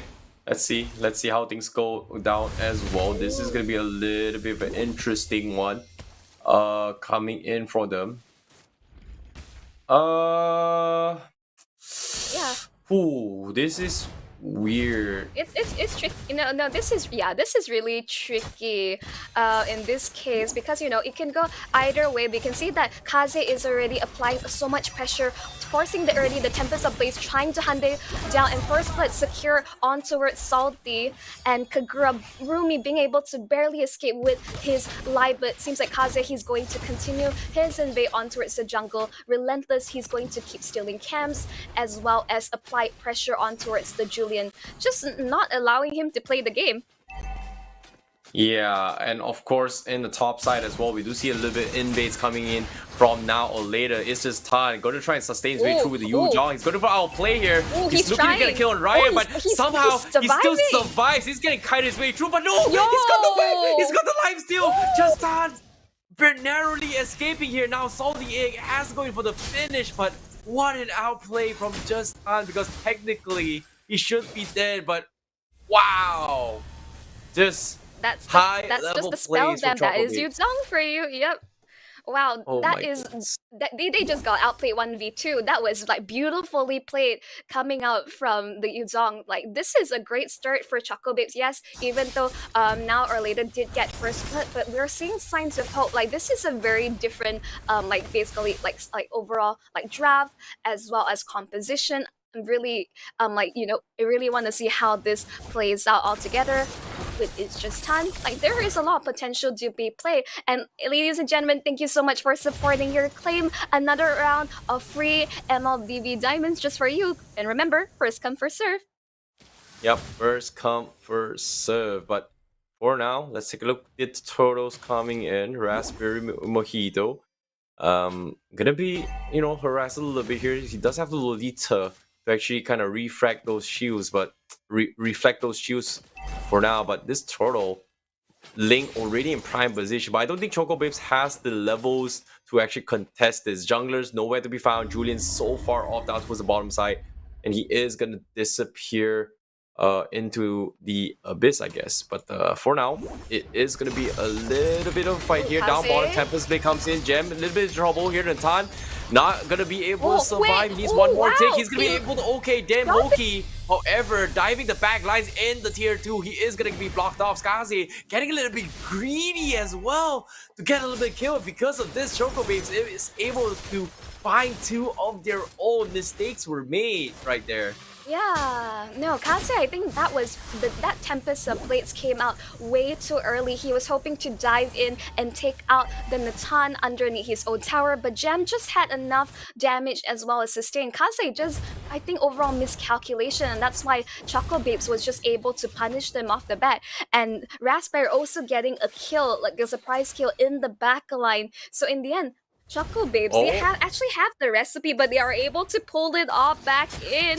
Oh, here the Natan is having the damage, but so as well as the Minzator Kamisuna will be able to take out Gem. But Raspberry is chasing down the Cho, but unfortunately not enough follow-up. He's calling on towards Raspberry, but not enough damage. Here comes Rumi. Who gets the Yin Yang overturn to take out Kamisuna in return. What are we witnessing here? That is so much damage coming in from him here. But meanwhile, Kaze, he's going to try to get a refrag on the top side. Just time does have the back dragon. One more attack here, but no. Walks into the blades here, allows the reset to go in for the crit. And now Hoki gets a kick down middle as well. Chain stun all the way to on Rumi. Rumi not going to be able to get out to safety. So now or later, currently leading 2 kills. Now with the Divergent coming in, they're going to be setting up an ambush down bottom as well. Jam is dead. He goes for the ambush and Fuji with the flicker forward catches him as well. Fast tempo from now or later in a blink of an eye. 2 very, very quick kills here coming from now or later by courtesy of both Fuji as well as Hoki. Damn. You later. have to be careful. You have to be aware of the possible chance of getting ambushed when Buji comes in with the ultimate. So this is Choco Babes have to be really careful in terms of the positioning. But oh, here it comes on towards Raspberry. Buji already taken some damage. Super Ryan will be able to just disengage from that. While during all that confusion, Kaze secures the turtle on top of that. Yeah, this is gonna be interesting as well. Hoki currently now looking for the wave of the dragon kicks here. Doesn't seem to connect as well. Black dragon has been expended as well, but that's a 3-man petrified. They're gonna go for lower as well. The new box comes in. No later in a little bit of trouble here. Great hook coming from the mid sitar. They lead to kind of a little bit of trade-offs coming in here, but guess what? From behind, Kaze comes in. He's gonna try to save the day. He's got the Tempest Blade. He completely wiped the ball. They lose 4. The tables on himself, and he gets another one on towards Jam, and Salty Egg is the only one left alive to fight this year. Kaze Skywalker, the Jedi, appears, and he is going to be able to fight back, the last Jedi in this fight. Definitely bring on new hope for now or later, because Choco Babes actually sustained for so long in their fight. They actually dived probably way too far, took too much aggro, but it really came down to the wire, to Kaze being able to finish off the lone members from the side of Choco Babes. Because if Kaze was not able to pop off in that fight, that was an absolute win coming out from Choco Babes. Yeah, based on the lead right now. Oh, okay. I was expecting it's going to be pretty close, but later now, finds a kill up top. That's gonna be the dragon down, but divergent play They're comes in. setting up ambush. Salty Egg Egg, he just is doesn't not know. aware. Surprise! Surprise with the Mincitar. Julian just cannot call out at all. King's Calling comes in. Very, very big brain plays here. Julian checking the bushes, but did not expect that. And now Kamisuna looking for the kill here. Here comes the kick. Way of the Dragon off angle. Hoki in trouble. He's dead. He's gonna be down for the count. Now Black Dragon gonna be looking to chase the back lines as well. The Dragon gonna be looking for the opportunity here. Does have to petrify, gets a 2-man potentially, but the Loyi's damage is a little bit too much to handle. Mojito needs to flicker out, and guess what? Kaze, the last Jedi, now saving the day, outplays by Rumi. Rumi gets out. Gem will be the sacrificial lamb instead. Double kill for him. Petrify on just time to burst him down in time. Salty Egg gets a refrag, and that's gonna be a pretty 50-50 exchange, but Choco Babes losing, somehow still losing members as well. That enhanced chain from Salty Egg in combination with this is the answer. I just want to hold the Salty Egg just surviving Baron, but he's getting jumped on. Way of the Dragon back into the hands of now or later. As much as we're praising his performance, I would say Pastor Curse has unfortunately struck. He went too far and got punished. Whole key just, flexing as well, recalling, going for the TikTok freestyle on those kicks. But now, let's take a look at what happens as well. He's trying to bait out reactions coming from Choco Base. Kamisuna, he does have the damage here, but once he gets another more item here, King's Calling is going to potentially shred through the Julian. So that's something that I think Choco Base needs to be a little bit wary of as well. Just Han, before the fight here, he's left all alone. He forced him off the Black Dragon here. Do they have the range to catch him? No, they do not. Now or later, we'll miss an opportunity to slay the dragon here. Purple buff now gonna be stolen away. Skywalker does have the crit. He's gonna try and burst down Rumi here. He's gonna be able to get out. Luminous Blast does not connect that much as well. Hoki looking for the kick. Unfortunately, doesn't want to commit. Gem shows himself with the Entropy, just doing some big boy damage. Now it is gonna be the reset and the stalemate. Kamisuna finds just start. He does not have the dragon. He is gonna melt to this Mincitar, and the next to fall is gonna be himself. Mojito almost dying there.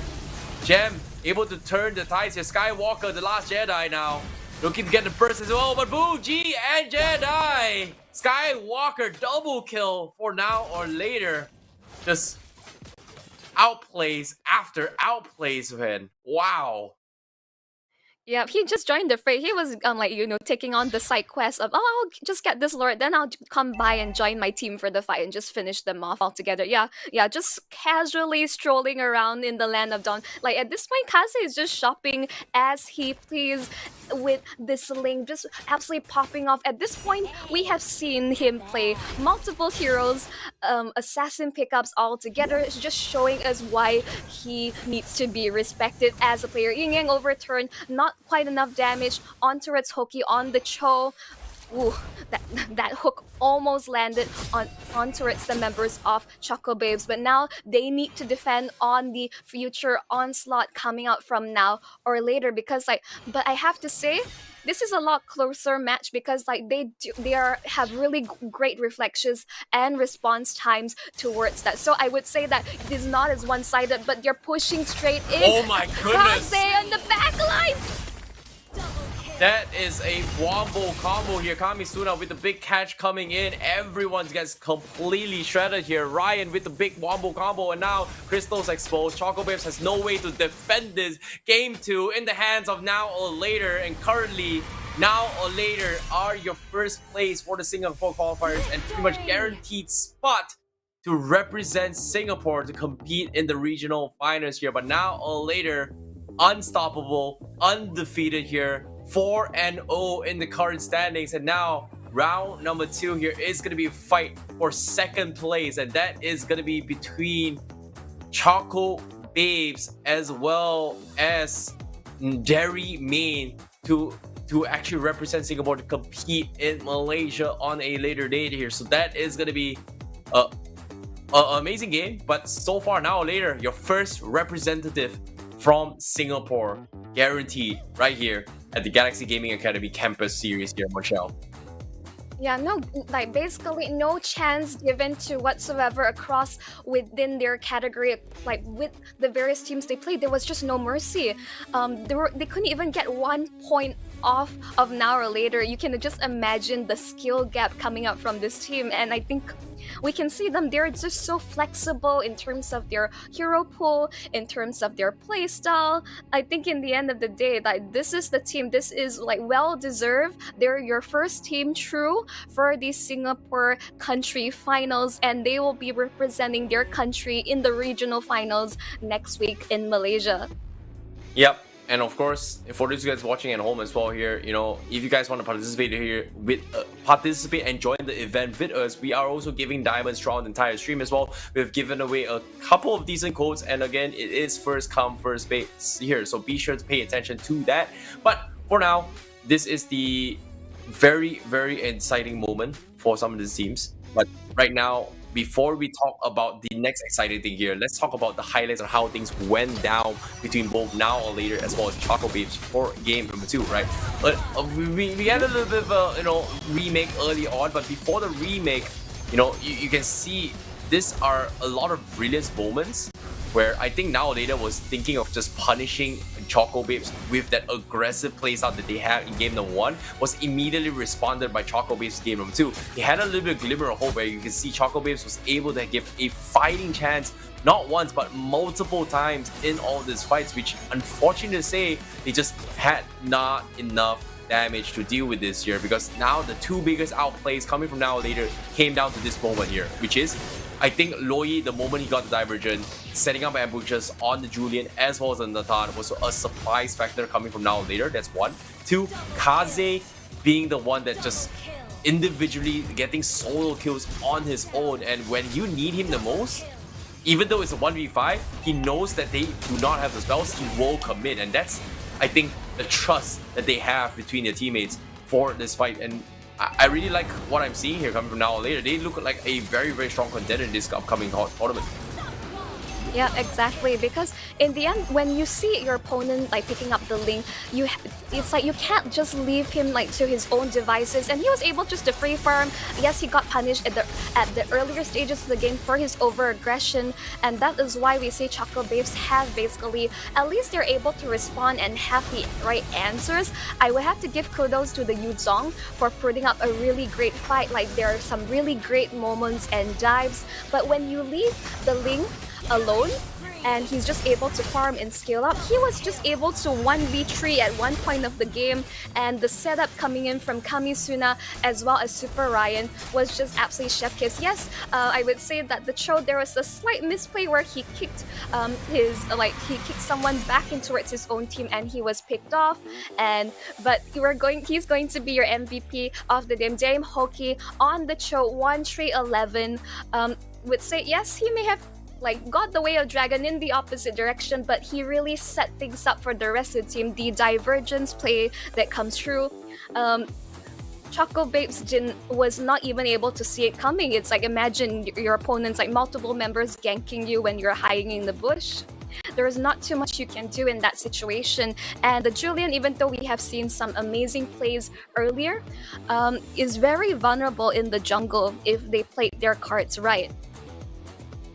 Yeah, and speaking of Now or Later as well, you can see the Cho is just, I think they've got a KPI here coming from Now or Later, right? Like every single player is got to get MVP at least once, and the only guy is not hit the KPI has got to be the XP laner. In this case, I'm sorry for Ryan there. He's not going to be able to get the MVP anytime soon. Probably going to be during the regional finals here when he makes it in Kuala Lumpur. But for now, all 4 of them has gotten an MVP. Buji, Hoki, Kamisuna, as well as Skywalker, each of them taking an MVP of their own in all their 4 matches here. And even items as well, they're fully decked out. They were able to get so many items. And Gem, I think this is something that I think Gem was struggling in this game here. He was forced to play a very, very early Winds of Nature that gives him the attack speed, but he is forced to play defensively. But eventually, I think the big trend here was the fact that this Loi was led through to have a macro advantage in terms of rotation, right? Like, again, all 4 games, the idea that Now or Never was thinking is just to out-rotate your opponents. That's something that they had this idea from game 1 all the way to game 4.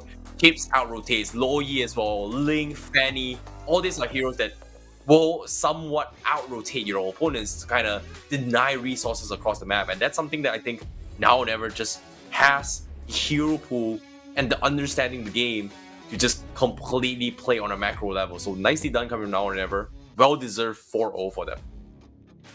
Yeah, I mean, overall, it's just the, as you mentioned, the macro advantage. Whether they picked up the Loyi or the chip in the previous matches as well, they have a very great understanding of what needs to be done in terms of the objectives, what they want to achieve with that with the draft they have selected, and everyone just pulled their own weight. And as you mentioned earlier, that every single player, every single lane is valuable and has to be, it's a big win condition no matter what. It's that everyone needs to come together.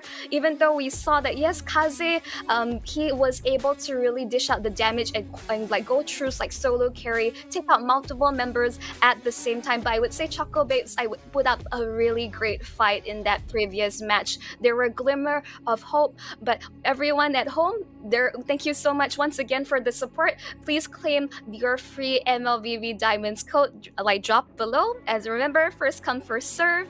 And if you're not able to grab it this time, just stay tuned for our subsequent match, because there will be more drops to go, and as well as in our upcoming regional finals as well. Yep, that is gonna be the diamonds coming in from you guys from here. But at the same time, for these guys watching at home, be sure to actually tune in here. Again, this is Samsung Galaxy Gaming Academy Campus Series here, a platform for aspiring champions.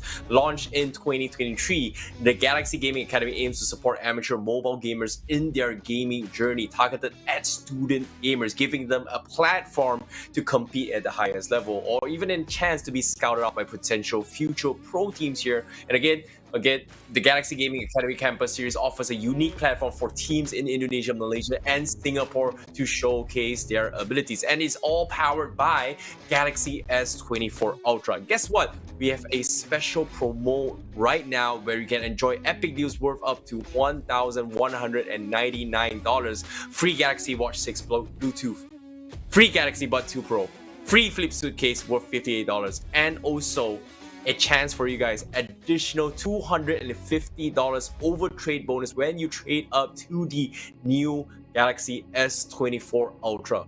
50% off 2 years Samsung Care Plus Screen Care worth $105. My god, that is so many deals, by the way. So many deals. That is crazy.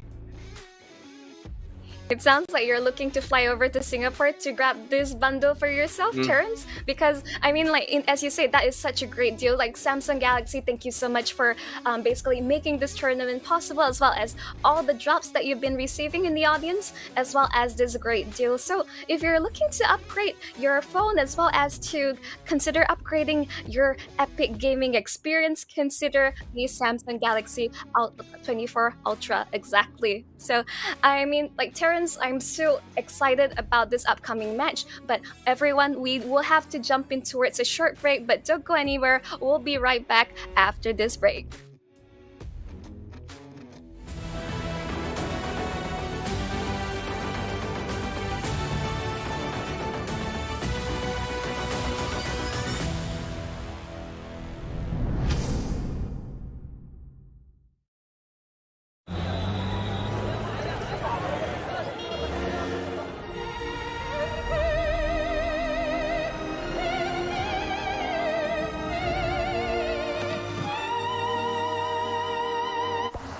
Hey, I'm at gate 6 wearing a gray shirt. ฉันอยู่ที่ประตู 6 สวมเสื้อสีเทา ได้ครับ เดี๋ยวผมไปรับอีก2 นาที I'll pick you up in 2 minutes.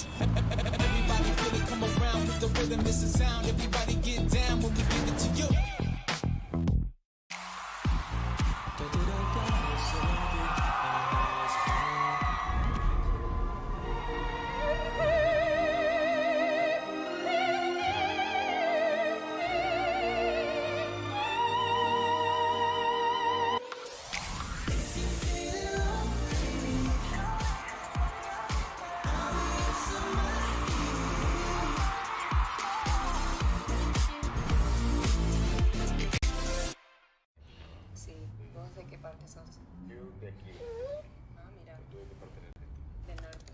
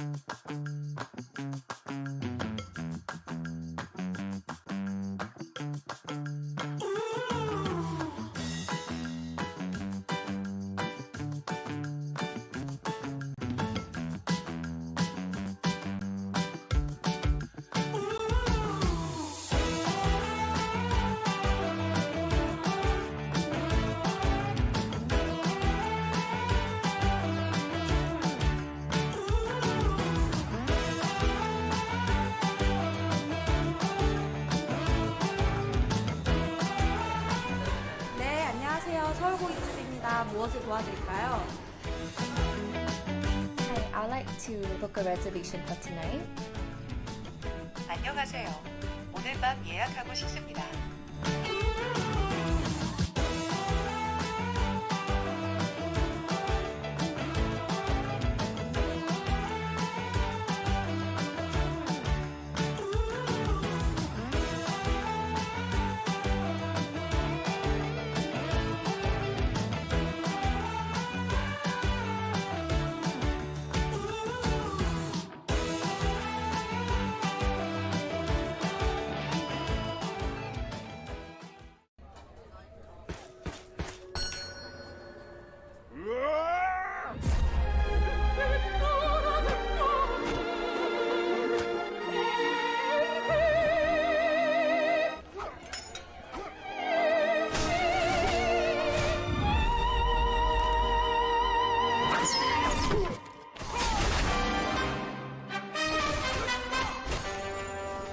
Met a girl in France who looked.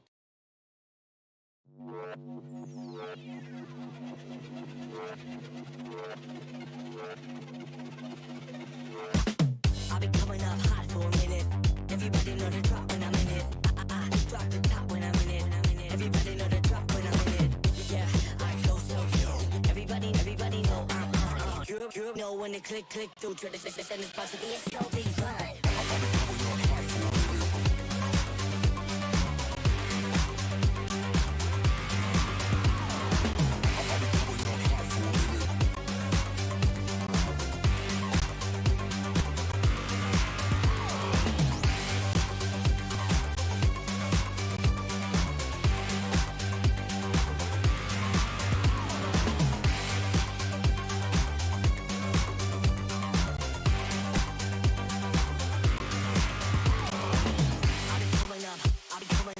Everybody know the drop when I'm in it.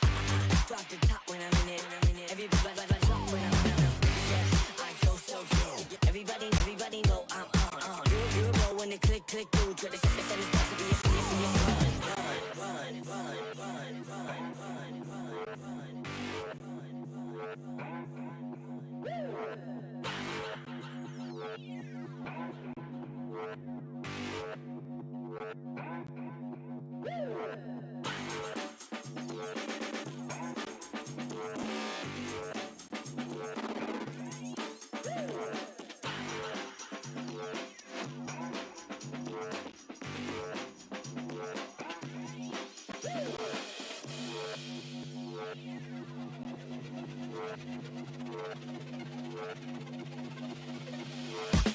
I've been coming up hot for a minute.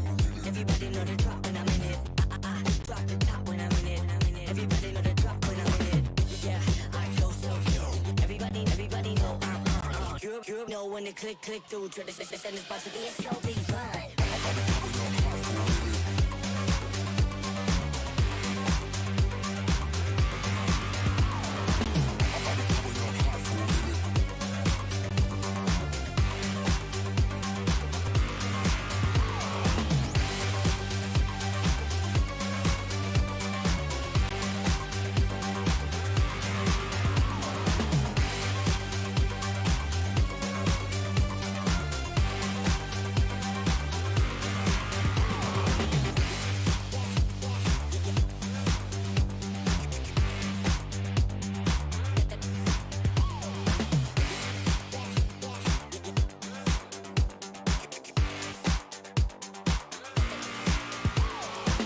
I've been coming up hot for a minute.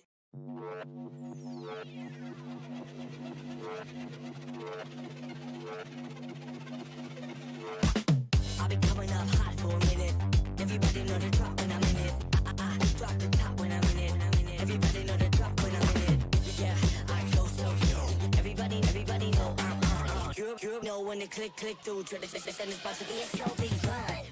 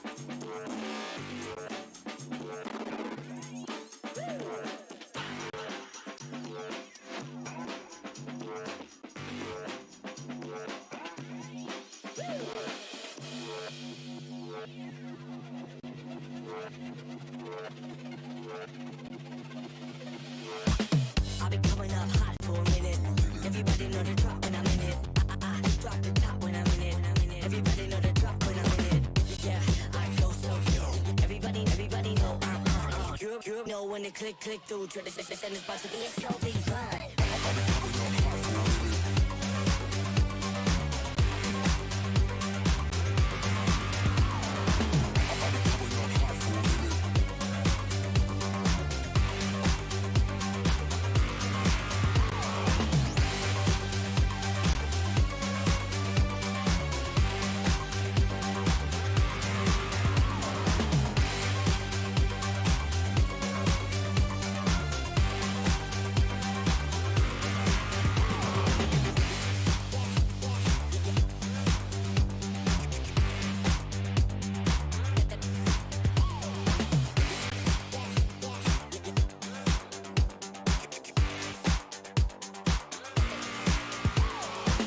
I'll be coming up hot for a minute.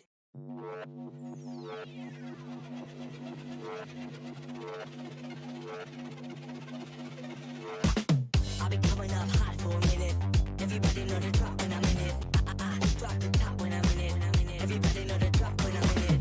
Yeah, I go so cute. Everybody know I'm you know when it click through. Try to say it's about to be a show, be fun.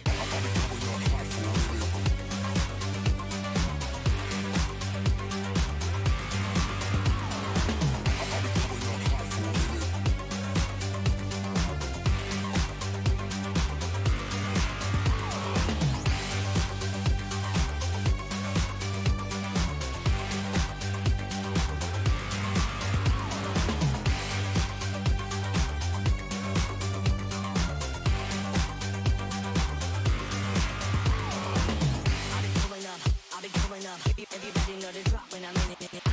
Drop the top when I'm in it. Everybody drop when I'm in it. Yeah, I go so cute. Everybody know I'm on. You know when it click through. Try to say it's about to be a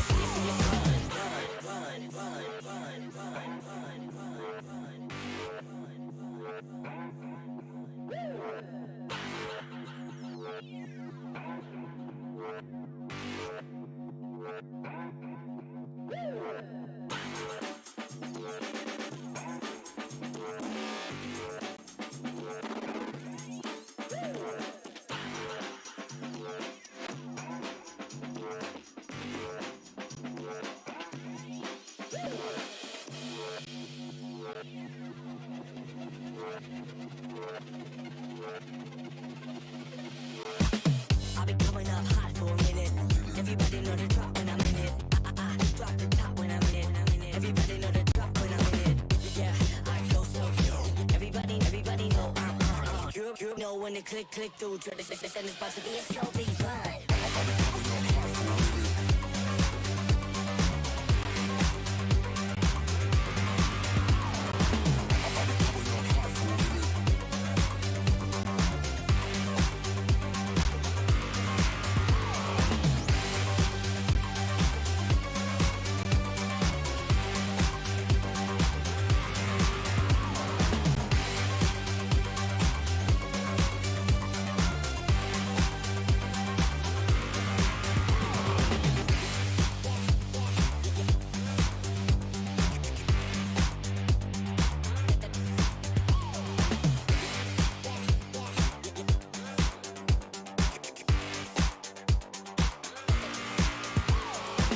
I'll be coming up hot for a minute.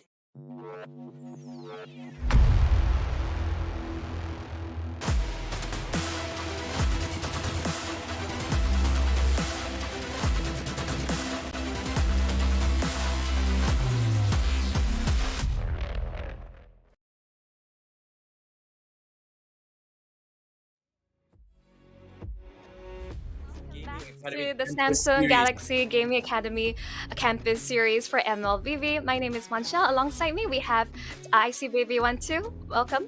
Hi, everyone.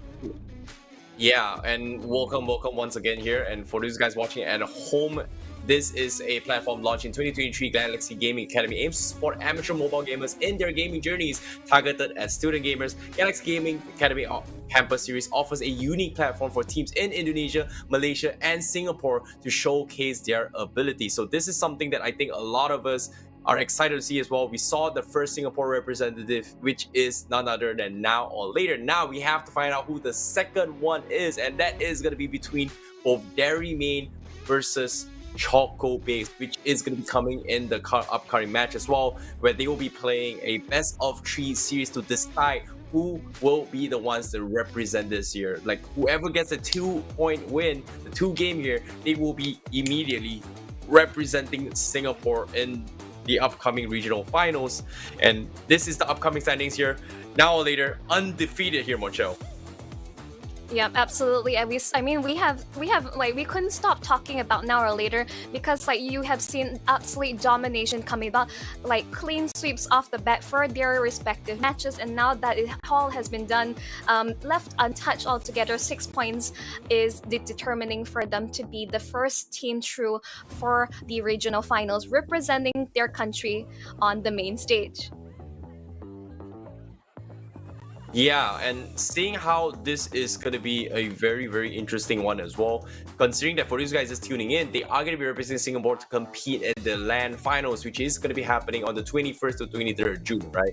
The Orange Esports Club, which is located in Q City Mall, Kuala Lumpur, and 2 teams from each region will be participating in a double elimination best of 3 with the grand finals a best of 5. So for those guys watching at home, be sure to support your fellow Singaporeans when they compete on that day. And that is going to be on the 21st to the 23rd of June in Kuala Lumpur Quill City Mall. But for now, we have not seen our second representative yet. We saw a lot of rotation plays. We saw a lot of chips here.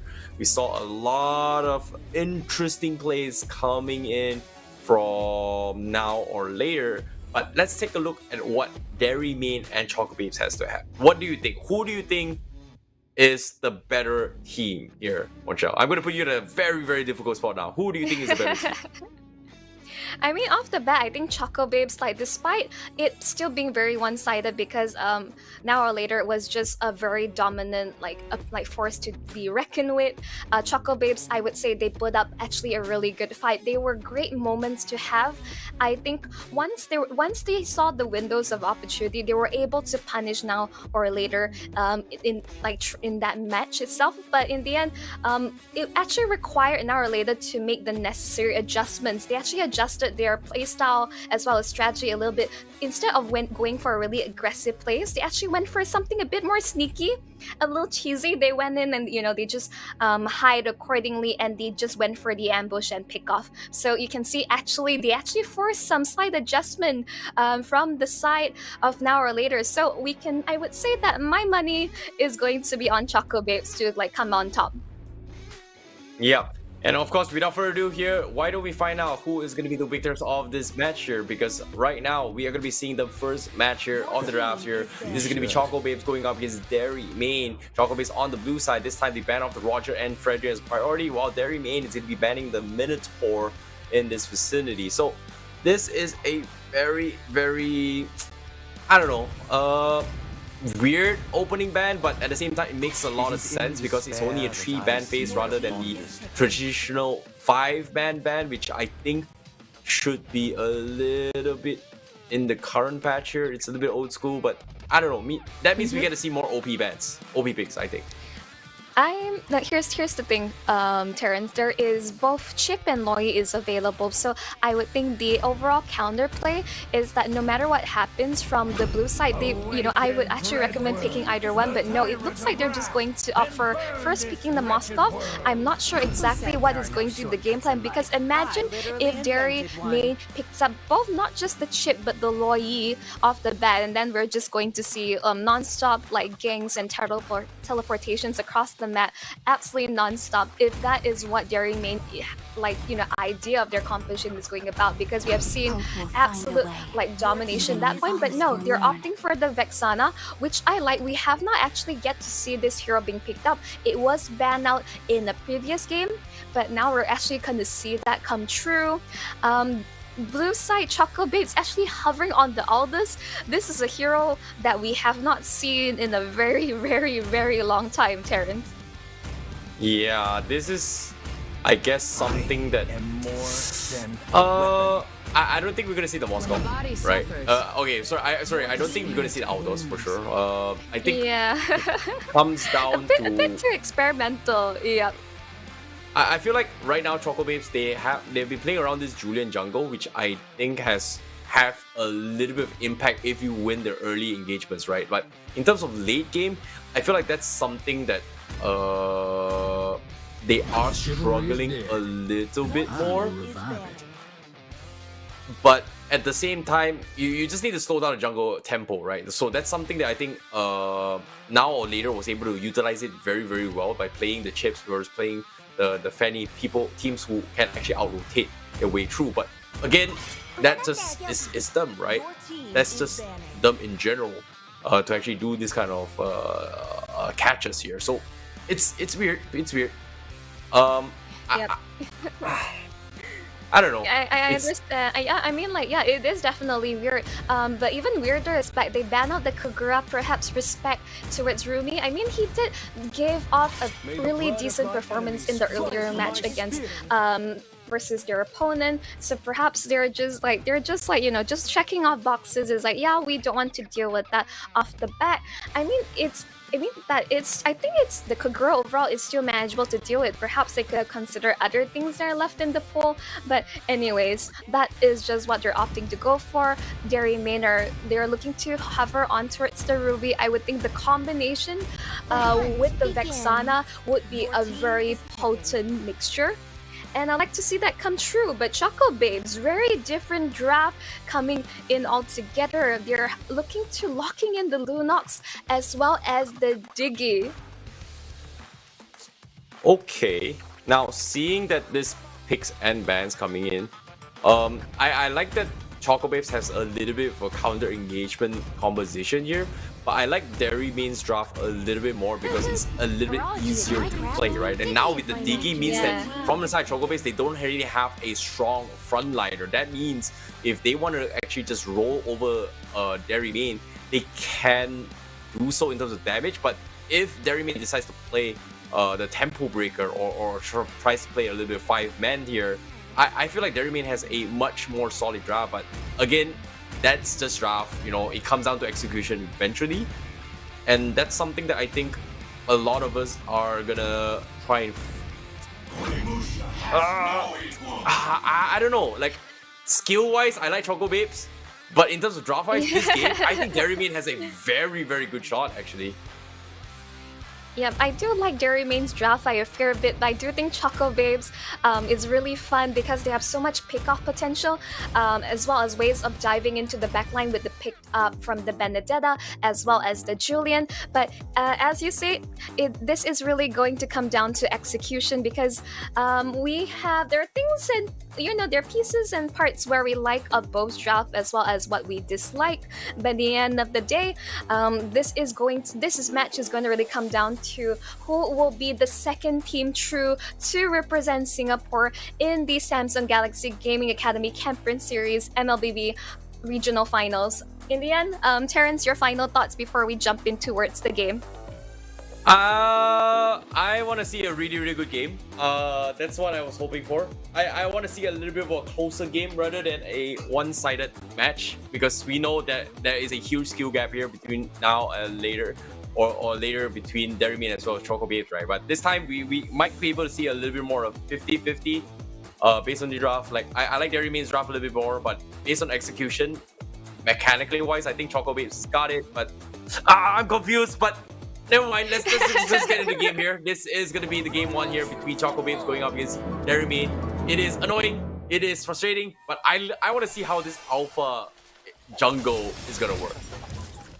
I mean, like Jungle Alpha is great. I mean, they have great amounts of setup with a combination with Zephyr on the Ruby as well. I can really imagine the teamfight potential really coming true. But as you mentioned, Choco Babes, they at least have some form of counter engagement with the Diggy being picked up, and as well as a lot of dive potential. Because I would say let's leave it to the next couple of minutes, which we will see which team who is able to set up the right tempo and pace, and which they can snowball accordingly. So in the end of the day, it's really going to come down to the early game at the start of things. Yeah, and seeing And how this fight comes in as well, we are going to be able to see, Larry getting a little bit more aggressive this game, right? Like game one, he wasn't able to Ooh, play bottom too side. much into the game here, but bottom lane, Choco Babes, they are able to punish these chips, which is a very, very good pick-off coming in towards him as well. And this is something that I think Choco Babes is just very smart at. Like, make sure that this chips doesn't get super out of control, doesn't get an early level 4 first, and then try and capitalize on this. And so this is a very, very good catch coming in from Choco Babes, and they're getting a very, very decent tempo. They're getting the early lead as well. And now Larry Main, they need to find a way to enable Larry, which again, now Larry being chunked down pretty low means that he will lose a little bit of priority in the turtle fight.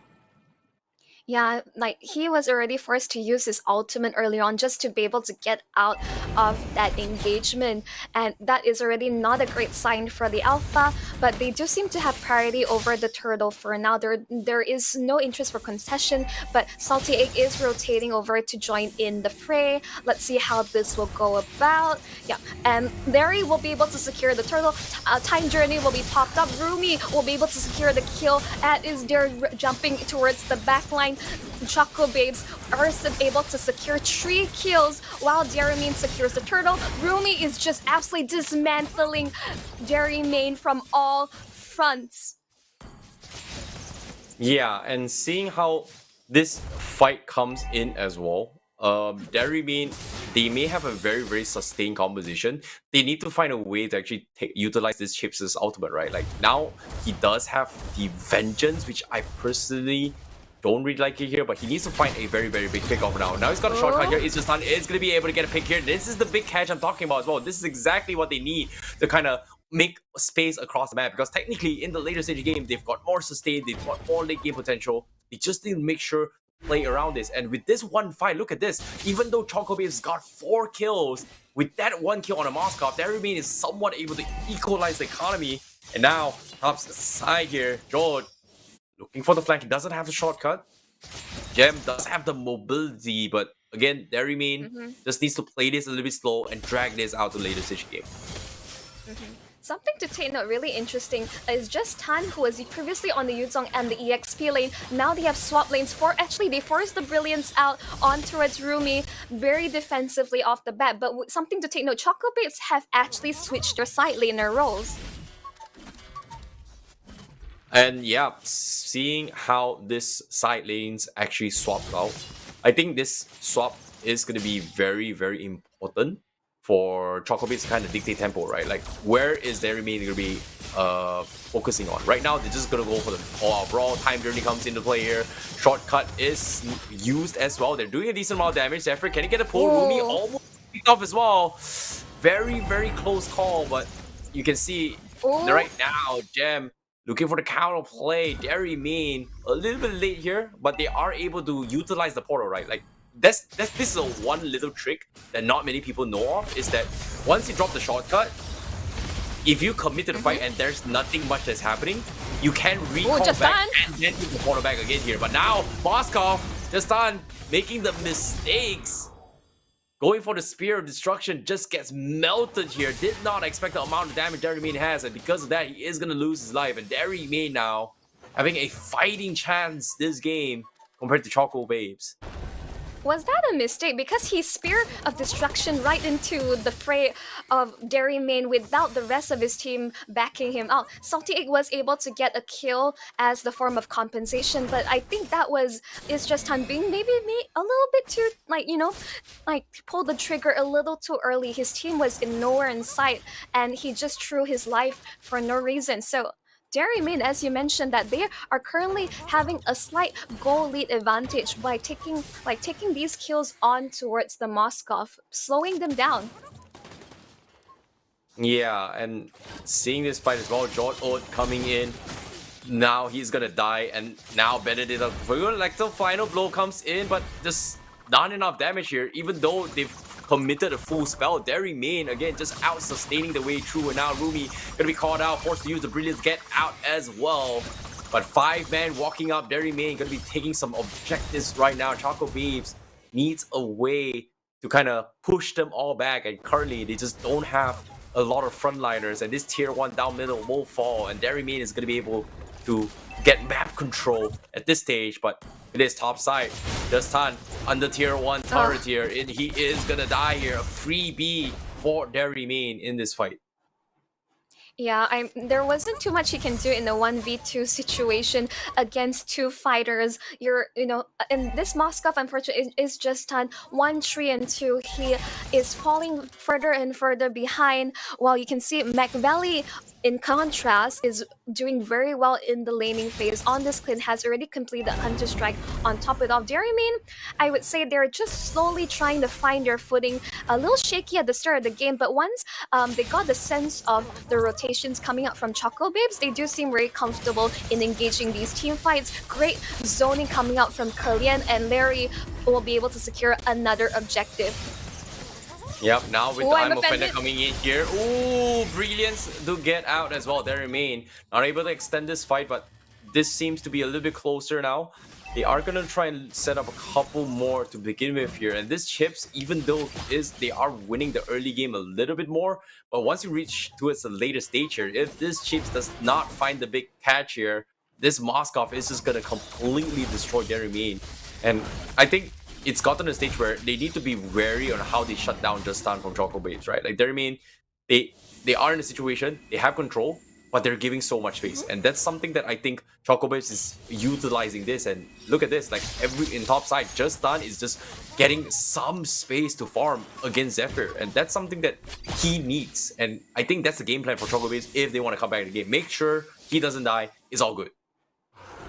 Yep, in the end, it's like, yes, even though Derry Main has the chip a lot of mobility in terms of macro play, they do have Salty Egg as well as Gem, basically a lot of, like, as well, mobility. They're able to split push across the back. If all things fail, the Benedetta as well as the Julian is being able to come into right. But you can see that Derry Main, they're looking for engagement, doesn't find anything altogether. Enhanced Chain, not going to land on anyone. I would say both teams are just looking for angles, but I don't think they'll find any catches. I think the best choice would be to disengage and reconsider their next objective. Yeah, speaking of objectives right now, middle lane is pretty much exposed, but Derry Main, they need to find a pick. And currently, I think this is really smart of Choco Babes, right? They're making sure that the Lunox and the Diggy is always keeping tabs on where the rotations is to make sure they are having any kind of supports, right? Like the moment any dive comes in, Time Journey, they need to get out of jail, which is good. They're buying time, they're losing on turrets, it's fine, right? As long as they don't give too much of a lead here, this Moskov is going to be able to scale back here. Now, Time Journey, he's going to try and get out. They force a shortcut as well. Again, this is huge. They're not going to be able to get any kind of picks here, and all Choco Babes needs to do is just buy time, and eventually they will be able to find pickoffs here. And guess what? They did find Kerlian from the side. Gem finding one now, killing spree for Choco Babes, and now they even find Zephyr with this play. Now McValley doing a lot of damage here. He was able to find a kill hole of his own, but Choco Babes gets a full wipeout, just kiting them all the way through, and this is what they needed. Execution is key. Choco Babes, nicely done. Yeah, just beautiful flanking coming out from the side of Jen. Let's go into the instant replay. You can see that Jen going to the fray, chasing down Kalia. Instantly, they realize, oh, their backline has been exposed. And Rumi as well, just deciding, okay, this is my chance. There is no risk whatsoever, even though McValley is able to at least trade and finally take out Gem. Salty Egg was also able to just clean up the mess, and they were able to just wipe Derry Main on the floor. But again, if you look towards the gold lead, like it is almost even. It's only a few hundred gold, which is basically nothing. But what is the difference maker is the fact that Choco Babes, during that early wipeout, was able to secure the Lord with no concession whatsoever. Whoa, what is that damage coming up from Salty Egg onto its Kalian? He almost disappeared. Yeah, that is really, really unfortunate here. But again, right now, let's take a look at this fight as well. You see Breed is being baited out as well. Joe looking for a shortcut. He finally drops it, but he is gonna die. Vengeance not gonna save him as well. Meanwhile, the Diggy with the Time Journey extending the fight for the team, and the rest of Derry Main is a little bit split off as well because of this. They need McValley in this fight, but they're losing members before McValley gets into it as well. Nice slice there coming from Gem. No way! No, He actually Gem! survives with the eye for an eye. The shot from McValley completely dodged from the shot. Finds a diggy, but here comes the Moskov. Just cleaning house, going in for the finisher. Choco Babes finally strikes back as close as it gets now. But Choco Babes just insane. We definitely need to consider McValley as well. On the Clint, he was also able to dish out a shocking amount of damage. But ladies and gentlemen, this is another free MLBB diamonds from Samsung Galaxy. Please claim this code. It is first come, first serve basis. Do not miss out, as this match is just like I would say it's just really back and forth. Both teams are just trading blows. Gem being able to find really great pickups on towards the back line, but Jerry Main is definitely not missing out in terms of the follow-up with their damage coming up from McValley. Yeah, but speaking of the fights here, it seems like there are a little bit disconnected coming from Derrimin here. They're trying to play around McValley, getting some sort of farm, but they need to buy time for him. Like right now, he is in the strongest form, whereas Choco Babes, they're just making sure that they isolate the fights and individually take them out. And that's, I think, a shift in strategy that Choco Babes has made and allowed them to kind of scale back the game, which is very smart. I really know what they were doing. Like they take advantage here. If anything happens with the chips, they have a diggy, get out of jail free card, and then reset, and then slowly find a small window, miss positions, and just take a jab at this. Because everyone from Choco Babes hurts right now. They don't have a strong frontliner, but they have DPS to just one shot anyone if they get jumped on. In this case, the Benedetta is going to be the prime factor for Choco Babes. Yeah, the DK was just such a great pick against the likes of the Ruby as well as all, but Salty Egg actually being able to secure the Lord right underneath the noses of Dairy Main. Salty getting a mega kill on top of that. The Moskov is all that pin on top of it all. Rumi in the back getting the prelims. McValley actually getting the shutdown killing spree from the Clint. They're trading off the back because you can see that even though Choco Babes were able to secure the Lord as well as get a couple of kills, again, I would say this is still anyone's game. Yeah, it's still definitely anyone's game at this point in the stage here. And you can see the damage here. McValley starting to hurt a lot, right? And this is something that I think Dairymin needs to be aware of here. McValley needs to join the fight. And he's starting to scare off Choco Babes. Just Tan almost melting to this, and not having Salty in this fight means that Dairymin has a decent chance here. But because of this small skirmishes here and interactions, they may have messed up the housekeeping a little bit, and then they lose the tier 3 up. So Waves not kept in check. It's gonna be a little bit of improvements needs to be made here, but Choco Babes now currently going for the all-out brawl. They have to find an individual pick, and currently that pick needs to be on towards McValley, and currently McValley is fully stacked. He's level 15, got all the stacks here. Immortality game is gonna be the next way to go here. Jot Odd just got it. And I think Choco Babes, they need to be careful of this chips once more, because time journey for the initial shortcut is not going to cut it right now.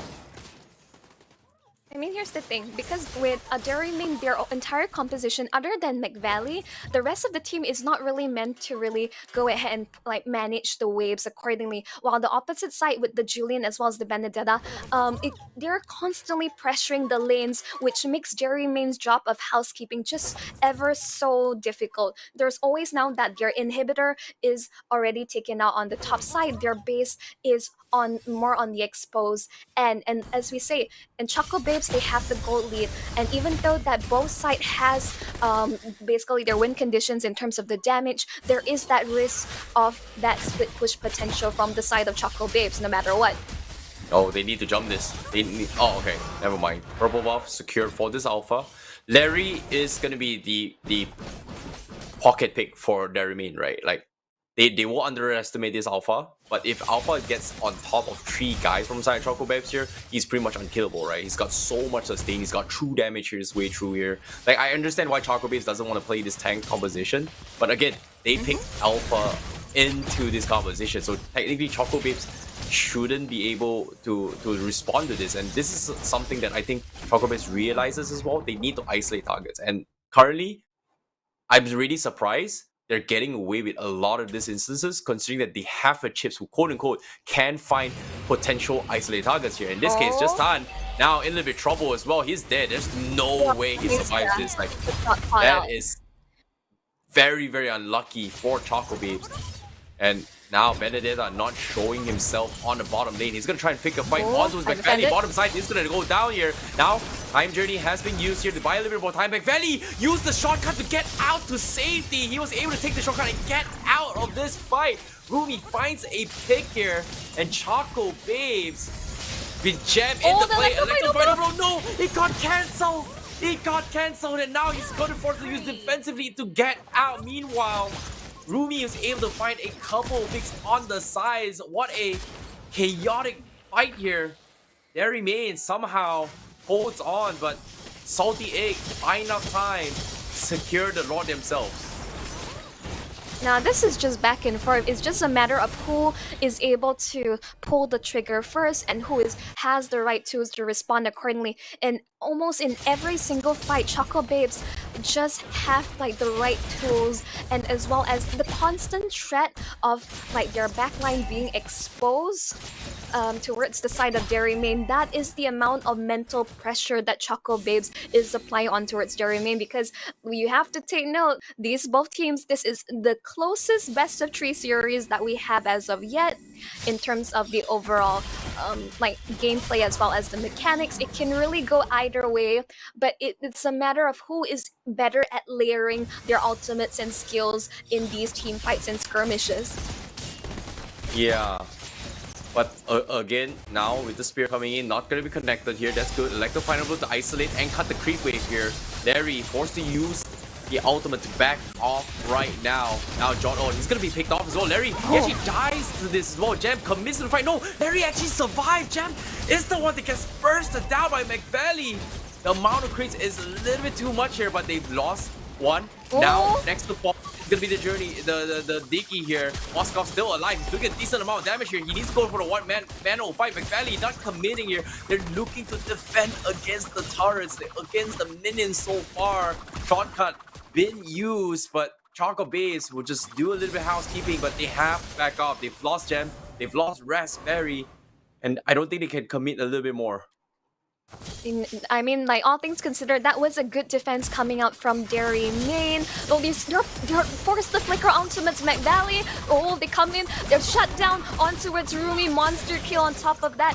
Why did Choco Babes decide it was a good idea to continue on their engagement? They lost Gem, and Raspberry, it was still up, and now you're just funneling everything into McValley. You can see that he just completed his Wind of Nature, which is going to make like himself even harder to get picked off with the sight of Gem.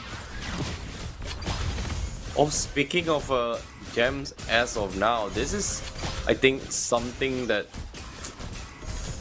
they need to be a little bit more careful, right? Like, this is a Benedetta with Execute over instead of Petrify, so he can't exactly start the fight to set up a tempo to actually one-shot potentially the McValley. So that pretty much says that it's a guarantee a get out of jail free card for McValley, and the biggest threat here is going to be him on this marksman. So Choco Babes, they need to find and kill him off. That's one. Two, they cannot afford to lose this Moskov. And now John Owen, oh wait, he popped the shortcut. Where's the rest of the team? Here they come, but they messed up. They didn't get the initial jump, and because of this, he's going to be able to get out.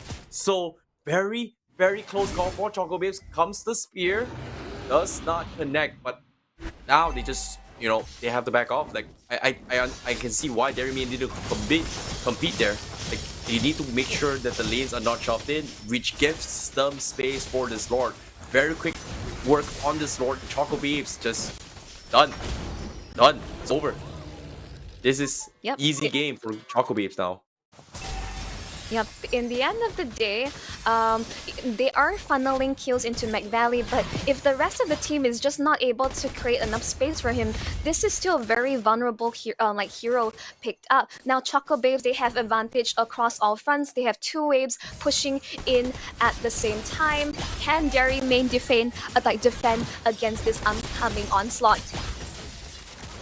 Yeah, speaking of that fight as well, this is something that, with the time journey in play, now with the lore coming in, Electro Final clearing all the minions, but Dairy Main, they have a very, very strong defense in terms of AoE wave clear.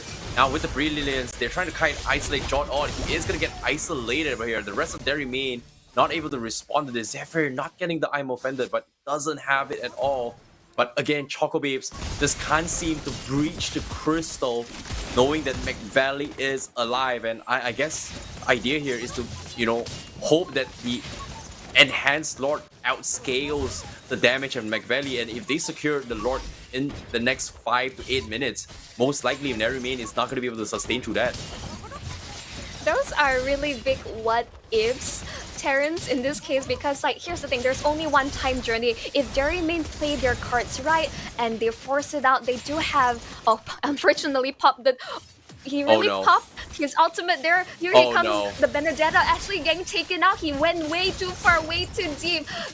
Choco Babes are actually like they're forcing them out, but here comes the monster being forced out. Mimi takes another kill, but they're trading back. Nerymane is holding their fort. They're still alive. Their hopes and dreams in keeping this game alive is possible, and they trade 2 for 1, and they only lose Zephyr from that engagement. This is so unfortunate, right? Like they're trying to make a plays onto this, and again I say it well, McValley is the biggest threat. They don't have someone to actually make a dive onto him, and you can see like I think Justin tried an attempt, Gem tried an attempt as well. McValley is just like so his position is so good to a point that it's so hard to penetrate this. Like, think about this. You've got the chips you've got to worry about. You've got a Vexana to fear. Salty. And now Salty is going to get picked off. He's got to win the truncate and the time period to get out. So he's going to be fine. So again, this is going to buy them a little bit more time. But you can see the potentials of what Nerymane has in this late game potential. And they're finally on high alert. And Choco Babes, they have to wait for this next Lord. And even then, I don't think this Lord from Choco Babes is going to be able to break through unless they find a pick, which unfortunately for them, they're playing so defensively. While if Choco Babes tries to go for a split and Jot all he needs to do is just drop a shortcut, that's it. Someone's going to die. Yeah, they're just lacking damage because, like you saw that McValley, he has Wind of Nature, and then he also popped his Immortality, and that they thought they were able to have enough damage to take him out. But again, Choco Babes, even though they have so much control over these objectives, Nerymane, they have just so many tools to defend. They have enough damage is one. They have enough counter engagement tools. It really is going to come down to Choco Babes being able to force out a very critical mistake coming out from Nerymane. That is how we are seeing this game would end. This is the longest game we have casted as of now for today. Terrence, what would need to be the play for Choco Babes to close it out? Because like I lost count of how many lords they have taken. No, to be honest, again, the only way they win right now is wait for another 6 minutes until the next enhanced Lord is. Because by that stage here, Nerymane is not going to be able to deal with this Lord, right? Look at how long it takes to deal with this Lord. Shut it off. But in this stage, Jod, he made a mistake. So maybe this is the opening their lead here. McValley is trying to sustain this way through here. Time really keeps just time to keep him alive. He's going to go for the finish here. But this might be game. They made a mistake. That's the first mistake. And that's going to be Crystal exposed. And that is game for Choco Babes. And I thought we were gonna wait for another 4 minutes here, but guess what? I spoke a little bit too late because the Lord just too difficult to take down at this stage game, and Choco Babes manages to close game 1 this match here. Woo, very, very close. Yeah, it really came down to the wire. My God, Terrence, it was really like both sides were so wary and calculated of each other. They are aware that both sides has their amount of damage as well as disengagement tools, and this is the longest game we have casted as of now. I'm repeating myself, but yeah, it really just came down to one single mistake. Unfortunately, the chip just got caught out of guard, and once the numbers were down, that Choco Babes finally, with the Lord pushing through, they found their opportunity to finally close out that game. I think that's the dilemma of having a chips, right? Like, you either go all in and you do not get anything, or you outplay your opponents with mobility, right? And that's something that I think chips is very, very good at if you play it on a cooldown reduction build. And getting the vengeance means that he is gonna be lacking tools to escape out of safety, right? So yeah, if you get a Vengeance, great. But Chips isn't exactly the tankiest tank compared to any other tanks out there. He's gonna be able to out-sustain people with his first skill. But aside from that, I think this is just a very, very good execution of Choco Babes. The drafts may not have been the best, but it worked out in their favor because they played to their strengths and just prioritizing on how they want to choose fight. They have damage, they have mobility, they isolate fights, and if they are able to peel somebody off, the defense from the side of Derry is just not going to be able to hold up. And I think that I was expecting maybe 20-minute marks on the Lord here, but in that 24-minute mark, you can see everyone from Derry was throwing everything on the Lord, and he barely whittled down to 25%. And that's pretty much the downside of this composition of Derry Main. They're very good in team fight potential, but in just taking objectives is not exactly the greatest, right? Like Alpha, it's not a hero you can poke in front. Your tank sustain composition. The Ruby tank sustain setup. Vexana definitely does not have the strongest Lord Slayer abilities, right? Wave clear great, Lord Slayer is not great, but of course in the highlights as well you can see like a lot of moments Derry Main, they're utilizing a lot of plays where they group up as 5 instead of 5. But this is the turning point where they lose that lead because they were so distracted on who they should be choosing fight. Choco Base was able to peel off people bit by bit, layer by layer, and then just completely get the full wipeout, which is something that Choco Base did really well in this fight. In the end, it was like so back and forth between the two teams. I think Larry really had a absolutely difficult time in being able to secure objectives, and feels like Alpha is a hero that you need to be able to snowball off of kills, because I'm not seeing how he was relevant at all in these fights. In the fact that he's usually the first or the second member of Derry Main to go down, and instantly Derry Main, like there's a lack of fun line as well as damage. I mean, Gerald on the chip did his best with whatever he could. But in the end, Choco Babes, I would say, like overall in terms of their composition, they had more damage as well as sustain. Raspberry, like I would say, like he really puffed up. There were some really beautiful moments with the time journey, and they just were really counting down to the moments of, okay, this has been used up, what can we do in this position? And even when Choco Babes, it looked like things were looking really 50-50, they can rely on Gem as well as Salty Egg to go for a split push, while the rest of the team just kind of like cause like havoc and chaos towards Derry Main when they had the numbers advantage. As we say, we're introducing the MVP. It's going to be Raspberry Mojito on the Diggy, 1-3-19, 80% teamfight participation.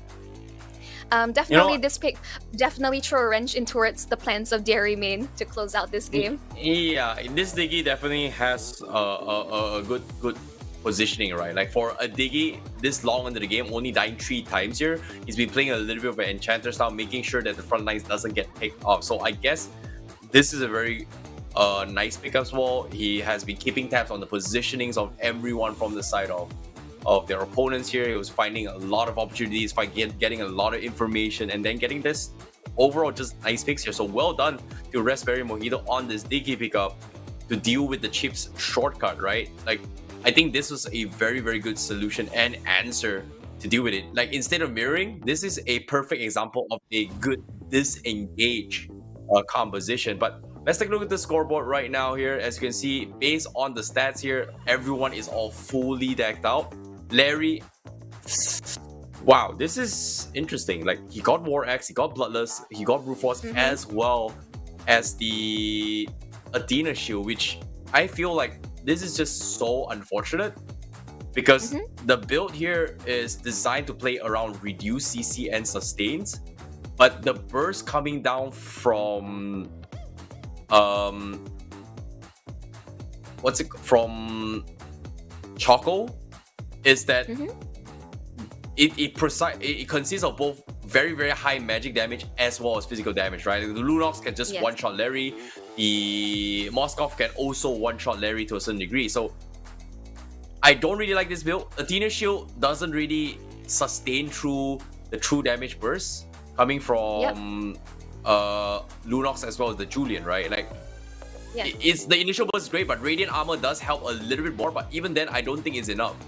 Like he needs to get full tank and then maybe stack up an Oracle just for the cooldown and also the sustains from his skills. But even then, it's still a hit or miss. Like I don't think that's the best build as well. But it's just so much things that he needed to worry about. Eventually, he needs as many bodies as possible, which I think there's nothing really much he could have done because of how spread out Choco Babes put themselves in. Like if they're grouped up with 5, this is alpha heaven. 5 man, full stun, I'm not dying. I'm just gonna sit there, do damage, and I'm not dying. I'm gonna be able to soak through all the damages they're dealing to the table. But because they're playing so spread out, and because they are playing such a greedy composition with so much damage, they're able to just burst through all the sustains, which again should not happen in any games. Did not expect that to happen, but yeah, the Digi just put a wrench into their plans because that was a game that they should have won, coming from Derry. It just really, like as you say, like with Alpha, I always felt like it's really, as you say, hit or miss, because it's either you're gonna snowball, you're gonna get kills, and you're gonna like absolutely out sustain through all the damage your opponent dishes out. But unfortunately, it feels, as you say, like they were so spread out. Every time Larry just tries to go in and engage, he uses ultimate, and when he does not land that engagement, he gets caught out, and then he's just taken out, which also explains, his performance in towards the game. There was no clear opening. 1 and 2, it's like, as you say, the itemization, it's just like lacks somewhat to be desired. But I think like it was just he got countered really hard in this game, and there was only so much he can do. The rest of the team really put in like the effort to try and cover up for accordingly. But the end, Choco Babes are the more opportunistic team in comparison, and that's why they keep waiting. They were patient, they bid their time, they went for a split push, they paid the macro pace. That is why with this very long drawn out fight, they were able to achieve victory at the very end. Oh, very, very difficult game, very, very difficult times here, but all in all, I think they still have a very, very good chance here. All they need to do is just retake their draft into the game number 2. They should be able to take a game off Choco Babes. But again, this is a do or die situation, right? Like your second representative for Singapore is on the line, and Choco Babes won game 1. I wouldn't say convincingly, it was 50-50.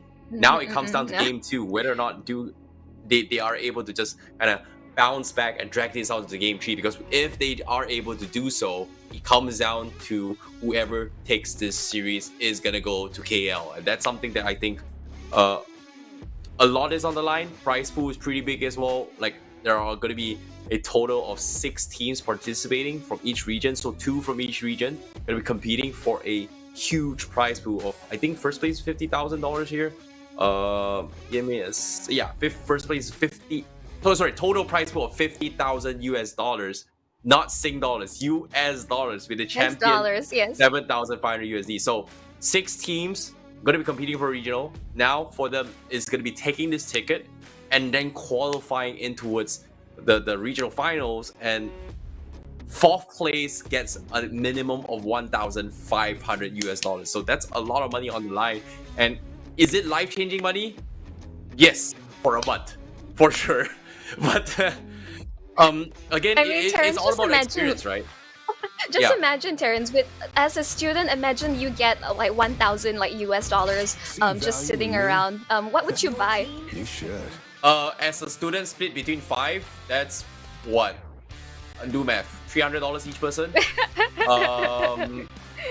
I think I would save up, like I don't want to be in 4th place, but if you're 5th place, probably, that's my student loan probably done. If you're playing if going to a public school. I see lots of prey. Your team Yep, is exactly. As we jump into game 2, I would say like slightly different picks and bans across. I can't believe both teams are they keep playing with with the fact that the chip could be picked up, but I think we can see that basically they have figured out ways to deal with the chip. Very smart of them.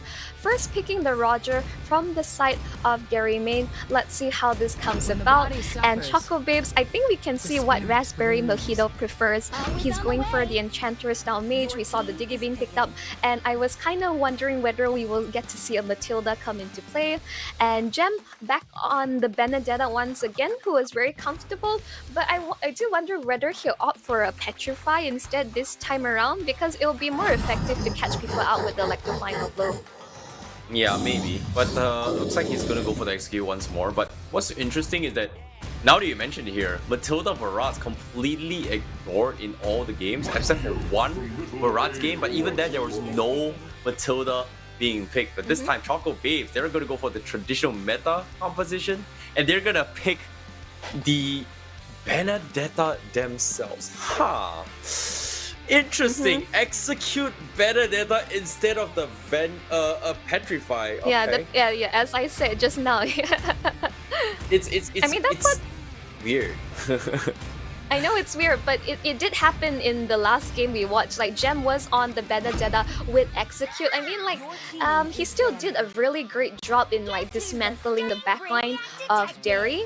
But I would say, as you mentioned, that it would be better if you opt for Petrify, because you're able to catch people out when you go in with the Electro-Final Blow. And Rumi locking in the Lilia, we have not seen this hero being picked up in a very long time, because I think artillery mages are just coming back into popularity.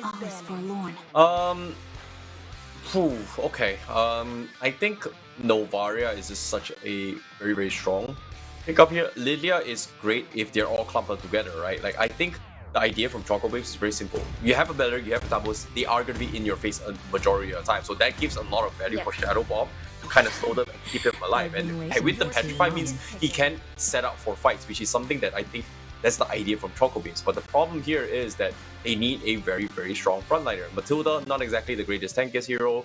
You've got so much mobility, but they just don't have the front lines, which, as you can see in game 1, was a perfect example. Choco Babes had a composition that's designed for mobility and damage, but somehow they shouldn't have won the game, but it took them forever to close out the game because of how tanky the front lines are, and it allowed so much opportunity for the Clint to just shut them all down. And this time, Choco Babes just taking a page off them, saying that, you know what, let's play true damage. True damage to deal with tanks. And not a big fan of this Leslie, but Nolan, please. No, I think this is a perfect Nolan game. Yeah, I think this is a perfect I would Nolan agree. game. They were hovering about it, but not sure what will be the final pick. It does seem that they're hovering on tour. They already locked in the Lunox. Let's see what the final pick will come in. And it seems that they still want to lock in the Alpha jungle once again for Larry, even though they didn't find much success in the previous game. But let's see how this would turn out at the end. This is insane coming in for them, but triple tanking opposition with damage. I think Derry has a very, very good shot once again. Choco, now they need a strong frontliner, but no, they're not doubling down on frontliners. They're going to go full DPS once again. Paquito jungle. All right, haha, haha. I was kind of hoping for Matilda Barats actually, but hey, a lot of mobility. Imagine like Paquito just flying into your face, just giving you a one-shot punch. That's what we're going to expecting in the next game. Derry Main versus Choco Babes. Choco Babes, now they have already secured their first point. Now it's going to depend on where Derry Main is able to pull this one back. Otherwise, Choco Babes will proceed to be the second team to represent Singapore in the regional playoffs. It is going to be a do or die. It is going to be a close match here. In this case, Derry Main almost risks being eliminated from their journey here to represent Singapore. Is in the prime position. Can they do so here? They lost by a very, very small margin.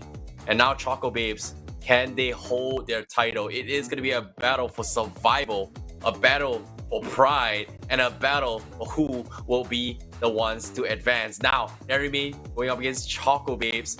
I want to hear some comments in the chat here. Who do you guys think is going to be the winners here? Is it going to be Derry Main or is it going to be Choco Babes? Because as of now, this is difficult situations coming from both sides. And it is a very, very tough match for both teams, and it comes down to execution.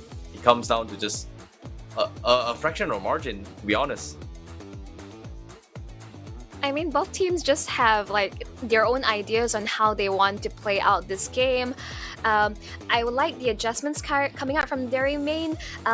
Still feeling a bit iffy about the Alpha pickup, but they do have a more tanky front line off the back. And Choco Babes, it's like they really have that composition. Whoa, but straight up Gem! Oh, getting first blood off the back! Against Zephyr, Okay. what happened? Okay, you know, individual outplays here. Execute level 1 just a little bit better for Gem. Not playing fair. Level 1, he has 2 spells, which is his normal attack and his first skill on level 1. Whereas Thamos only has a measly first skill, which is passive. Not going to be able to do too much until his level 3 or 4. So, I like how Gem is able to utilize that. So that's a little bit of nice outplay coming in for him. I think he has the Master Assassin emblem on Gem, but I don't think we're going to see the emblem setups anytime soon. Meanwhile, top side, we do see an ambush coming in from Choco Babes here. Oh. Going for the punch here, John Ol going for the vengeance spree actually. Nice dodge here, but I don't think it's going to be enough. In just stun, looking for the commit, and Larry is able to capitalize on Raspberry's mistake. So they trade 1-for-1 up top, but they remain already losing out by a kill. Yep, I think considering everything itself, it does seem that Raspberry just went a bit too far hoping to get something off of that. I think he was just trying to pull the tower aggro away from his teammate, but at this state, you're funneling into it, Larry the Roger, so take note. But Larry is actually taking out a lot of damage. Salty coming out on top of that trade, while the side of that, Dairy Main actually having prio on this first turtle objective. Yep. Now John O is very close to his 4. He doesn't have his ult Ravu Dryas yet, so Just Time is able to secure the turtle. Now he's gonna be left stranded as well. Electro Final Blow not gonna be hitting the mark as well. Gems committing, but completely whiffing the mark as well. So Choco Babes will be able to disengage from this fight, but there remain no choice but to give away turtle and control. 2k net worth difference right now from both teams.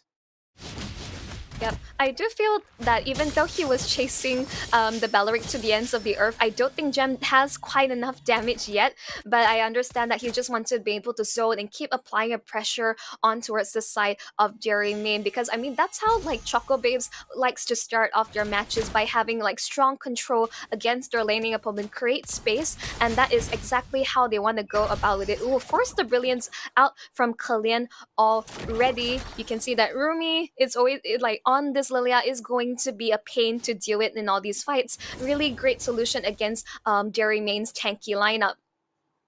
Now it's just time going for the fight here. Jordan pops the vengeance, trying to hold on against Salty Egg, but now with the snipe coming in, he's gonna try and delay this recall, and because of this, he is gonna be on the late rotation. Kalien also gonna be picked off in the middle here as well. Rumi finds a kill. Choco Babes now dominating on all lanes right now. XP lane checked, gold lane checked, mid lane checked. All they gotta do is just how do they translate this into a snowball, which I think it's up to McValley trying to salvage the situation here, because right now we do see a role swap coming from Dairy Main. If you think about it. Oh, Zephyr. Yeah, now. the Electrovino blow.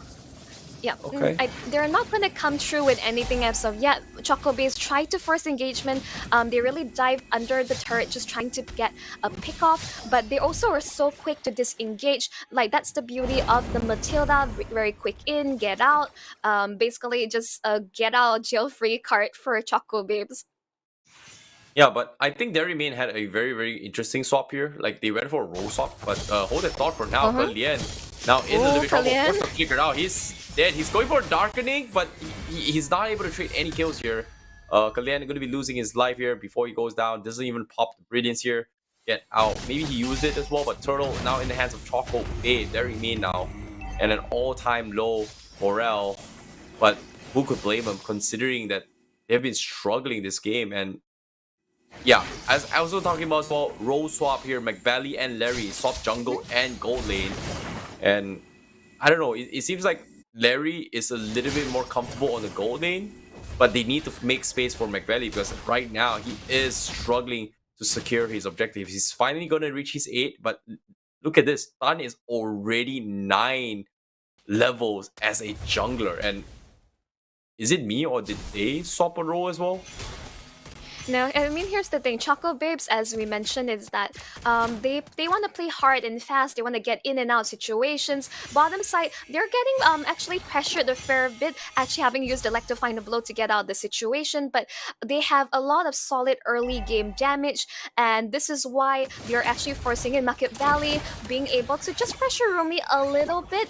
But he is going to be a-okay. Gem actually getting chased out, getting punished, yeah, with the by the vengeance. Zephyr, but won't be taken out. Justin will avenge his teammate in the process. So really quick rotations early, get in, get out, like really in your face from Choco Babes. This is how they want to play. They have understand they don't have the most tanky front line, but they have so much damage. Ultimate Snipe will just also barely. Larry almost just taken out. Oh boy. Okay, Turtle secured from inside Choco Babes, and now just Tan gonna have a little bit of assistance here. They are gonna try and look for a fight here. John, does have the right of Daya here, but still gonna be point of focus. They do find a pick off as well. Rumi now can't seem to get out. He does have the back to actually go for size as well, but he's baiting. He's baiting for the fight here. They're all grouped up. Gem, he needs to get the biggest catch as well. He gets the Electrify blow. He comes in, but no petrify, unfortunately. So they won't be able to get out. He's committing to the fight, but he just cannot kill McBelly. This is how you play the alpha, baby. This is the alpha that I have been looking forward to see. And guess what? That is some serious damage. And now Derry Main turns the tides on Choco Babe. And it's again another to and fro match for game number 2. Brilliance comes in. This time going for the KO punch. Can't seem to one-shot Zephyr at all, but instead he is gonna die because of all this tankiness coming from Derry Main. And now with no jungler in the pool, he is gonna try and steal the purple buff. Does he have the retribution? No, he does not, but he gets bursted down. No assistance from his teammates. John nowhere to be found. Gets punished for this, getting a little bit greedy. Both teams making very, very small mistakes. Yeah, they're just at this point trading really back and forth. Actually, like earlier on, Derry Main, they really great call from them. The minute they were able to pick off Raspberry, instantly you can see Choco Babes, they were already really out of position, and there was really no way to run. Rumi expended all his resources accordingly, but in the end, it's really still really back and forth. Both teams are just punishing one another for their over-aggression and overstaying their welcome. So again, this is a game where both teams they have to know their limits, have to play their cards right, and know when exactly to disengage from a fight, because like again, their tournament lives are at stake. Both teams have like sufficient damage. They have great team fight potential, but who will come out on top? I think in the end, all it takes is a small mistake, opportunity to turn this all around. Yeah. And speaking of the fights here, this is weird because as of now, take a look at this fight. Kalyan with the outplay, with the brilliance, but again, not able to buy time. McValley missing the out there to try to do the play. Larry gets picked off on the top side all by himself. And because of this, Choco Babes will find a lot more room to push in. Tier 1 is going to be exposed on top side. Just time cutting Great Wave that is going to go down. Meanwhile, bottom lane here, Gem needs to be careful. This is a Thamus we're talking about. He's got the sustains, he's got the health. Gem losing out on the trade. So that's going to be a +1 here for Derry Main for now. You have to be careful. It's just Tan on the Paquito is having he is snowballing out of control. He's 4-1-1 on this pickup, and he's just able to just go across the map, secure kills when he ambushes and takes everyone out. And again, Derry Main are just, there is this disconnect, right? They don't seem to know where exactly to be across the map. Choco Babes always seems to be one step ahead, being able to secure objectives. Other than that one moment where Derry Main was able to catch them out when they picked off the Matilda, Choco Babes has always been able to outpace Derry Main. Yeah, speaking of outpacing right now, this is very, very difficult here. And I like how Choco Babes is very aware that they need to bait out battle spells from Jotun and Zephyr, right? The moment they bait out the Vengeance, they're dead here. But now Kallian, now in a little bit of trouble here. Vengeance comes in. Jotun was going to be the first to fall, but they're all getting killed from afar. Salty needs to wait out this play, and now Larry looking to go in for the finisher. They find two. But now Rumi is going to be able to get out to safety. 2-for-1 exchange, but Choco Babes still with the victors here. And bottom lane, Jam gets a solo kill. Finally, not against the Tamos, but a Lunox. That's even better right now.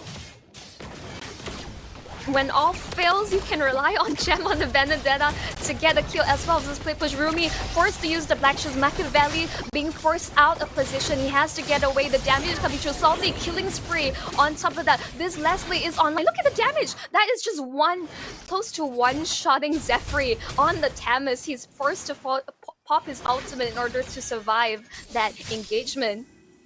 This is so smart of Choco Babes. Like, they know for a fact that Dairymain cannot over-engage here. They keep the distance, they poke their way through, and then they peel them apart. And you know what? For these guys watching at home here, if you guys want to get yourself some nice skins here, now's the perfect time. Claim this free diamond code right now. First one to guess the code and claim it right now will get a diamonds from us. So be sure to do it right here, right now. Throughout the entire event, we are giving out a lot of diamonds here. So that's pretty much it from this. But now it comes to this fight here. Purple buff currently going to be contested here. They do have the retreat. They need just time to steal it, but getting zoned off as well.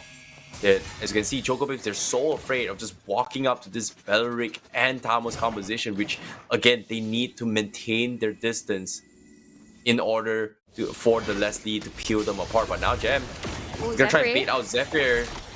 Oof. A bit too close. Yeah, that was really too close for comfort. And Dairymain also needs to take note, the longer they let this game extend out, that Leslie is going to hit like a truck. And he's already starting to hurt so much. Gem and the backline taking out Kallian once and for all. And they were just being able to zone and McValley being able to sustain.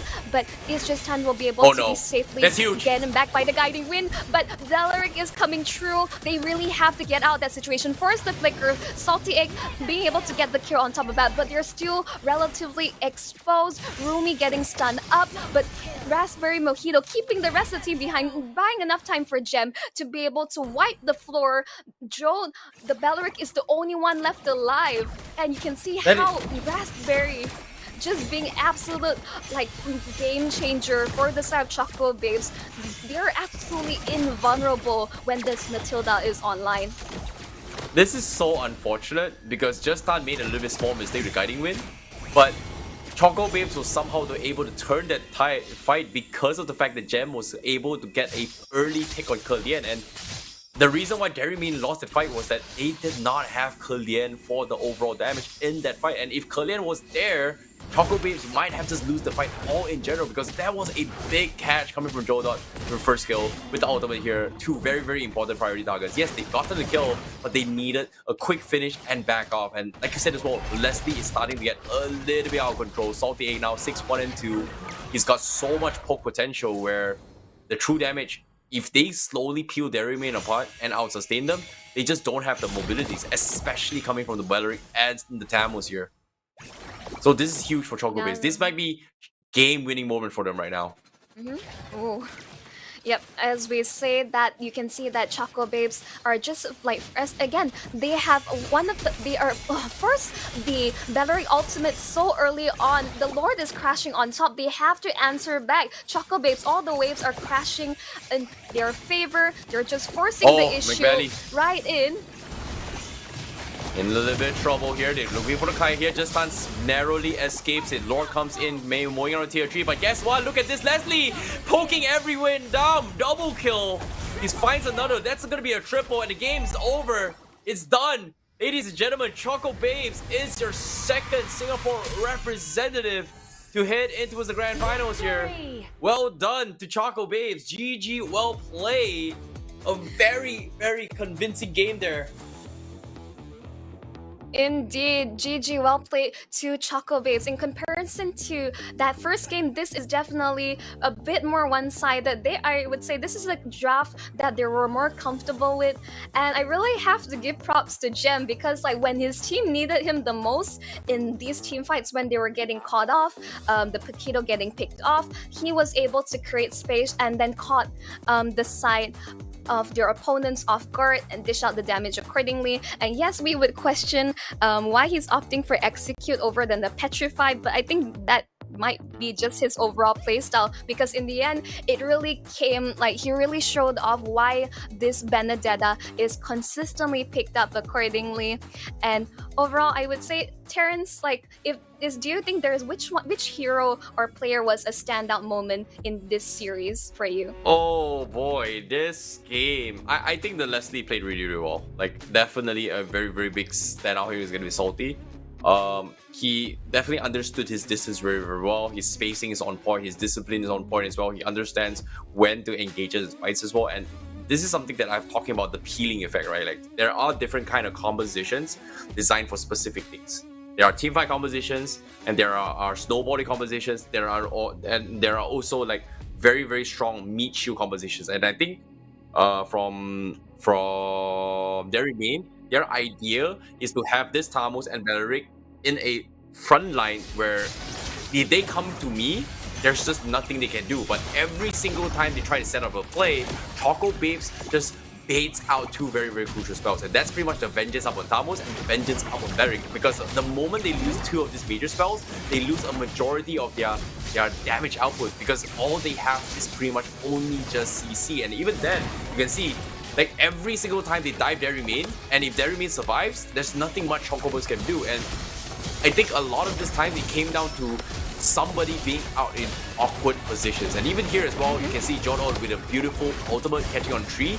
But eventually, they're able to clean out a lot of Chocobos. But as long as Salty Egg doesn't die, look at this. He's piercing through all the defenses of the back lines, and every single time he sees a Vengeance, he waits it out, he pokes them apart, and as soon as he gets a crit, look at how quickly Zephyr's health drop. Like, that's an 80% fully decked out Tamus tank built on that Tamus, just melted because of the true damage coming in from Salty. And I think this is just a game where Choco Babes just understood their composition a little bit better than Dairy Mean in terms of execution. But oh no, that was a good game coming from Choco Babes. But the MVP again gonna be Raspberry Mojito. Roamer getting some love, baby. Yep, 1,013,000, 64% teamfight participation.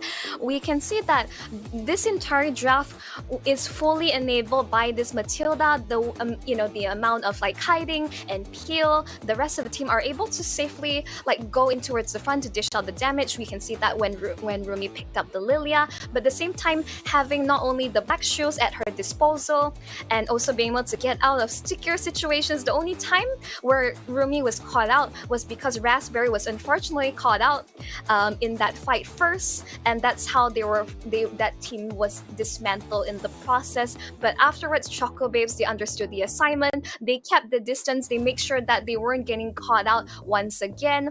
And we look in towards the kill count as well as the itemizations. Kalien, unfortunately, on the Lunox was constantly being targeted and picked off. Once that brilliance has been utilized, the rest of the team can just come right in and take them out, and there was no way for him to disengage from that fight.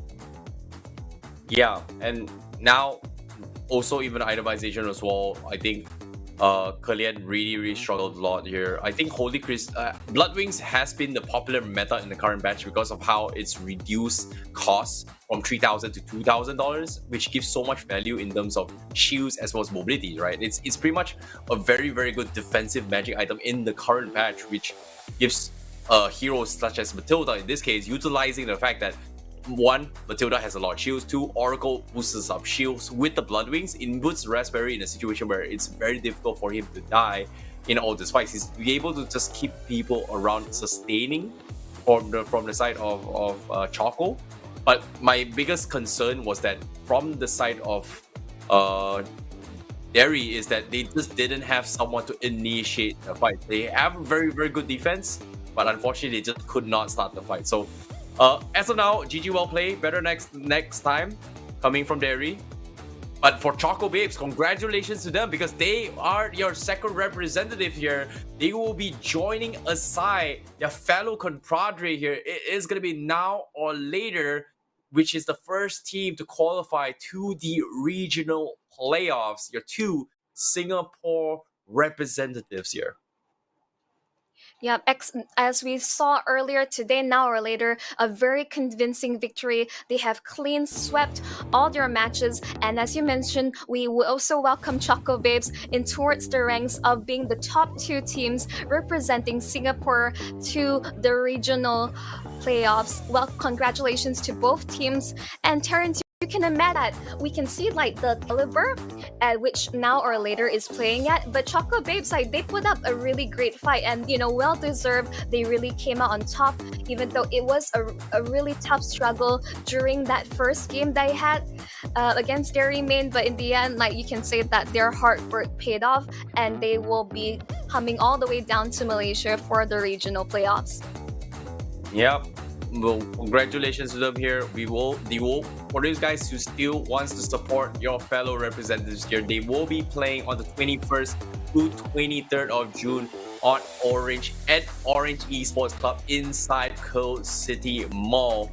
And of course, it is going to be two Singapore teams, two Malaysia teams, and two Indonesia teams competing in a double elimination best of 3 formats for the grand finals, best of 5, with a total of $15,000 on the line here. So again, that's a lot of money here. It can be a little bit of a life-changing money for some, and life-changing money for even for us as well. If we, well, sorry, we're not getting $15,000, but it's up to the players themselves. So can they bring that moolah back to Singapore? We shall see. You guys got to stay tuned to find out on the 21st and also the 23rd of June, which will be happening in next week. Okay, if my math give me correct, that's pretty much next week. You're right. You're right.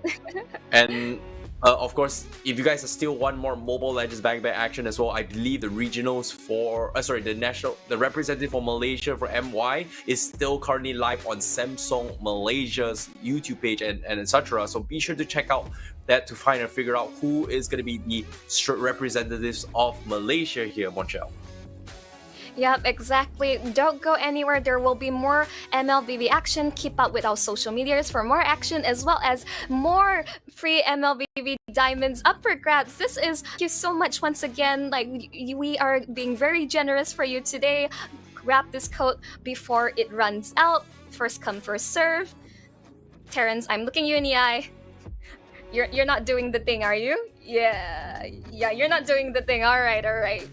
For the viewers out there, like, go ahead and grab the code before Terrence does. I'm gonna do the code right now. Where is it? Copy, paste.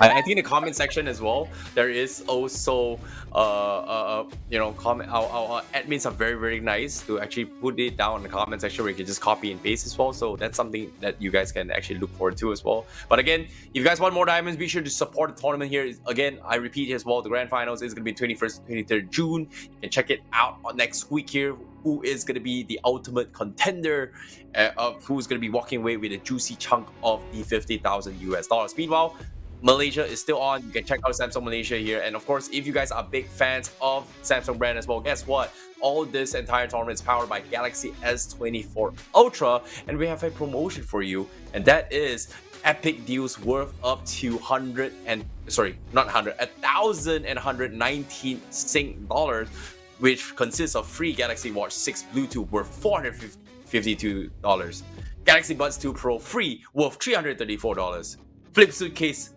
free worth $58, and on top of it all, if you guys have your old Samsung phone and you're looking for the upgrade, guess what? It is an additional $250 over trade bonus when you trade up to the new Galaxy S24 Ultra. And guess what? To top it off, here's a little bit more protection. 50% off 2 years Samsung Care Plus screen care worth $105. Guess what? That is so much promo, free stuff for these deals. Why not? Get your brand new phone, man. Why not? It's pretty good. Yeah, I mean, like, you want to be able to keep up with the pro players and you want to get an epic gaming experience. Samsung Galaxy S24 Ultra is the game phone for you. And as you, Terrence is super excited. They're being so generous with the amount of promotion and free stuff. I mean, and on top of that, extra protection for all your needs. They're all covered in all fronts by Samsung Galaxy, and this sounds to be a great deal. But Terrence, it's been quite the journey today. We have now come into fruition of the top 2 teams representing Singapore, and we are coming to a close for today's tournament. Any final thoughts? Well, that's what she said. But anyways, speaking of which here, it's a bit late, but I know. But at the same time, for you guys watching at home as well, I hope you guys have enjoyed this MLBB cast here. It's been a very, very nice journey here. Of course, thank you to Samsung Galaxy for having us. Samsung for having us as well. This tournament would not have happened without Samsung being support as well. Shout out to them. And of course, Galaxy Gaming Academy Campus Series is again a platform for everyone. And of course, in this case, aspiring champions to taste a little bit of glory and a chance to showcase what they have in this entire tournament as well. There's a lot of tournaments going on as well from the Samsung Galaxy Gaming Academy. And guess what? It is launched in 2023, where the Gaming Academy aims to support amateur mobile gamers in their gaming journeys targeted at student gamers, and also offers a unique platform for teams in Indonesia, Malaysia, and Singapore to showcase their abilities. Oh no, that pretty much sums up for this tournament here for the Singapore qualifiers. You've got the 2 teams. Congratulations to both Now or Later as well as Choco Babes, your representatives. That pretty much sums up for this tournament. My name is ICBB12. She's Monchel. And we'll see you guys in the next one. Bye bye.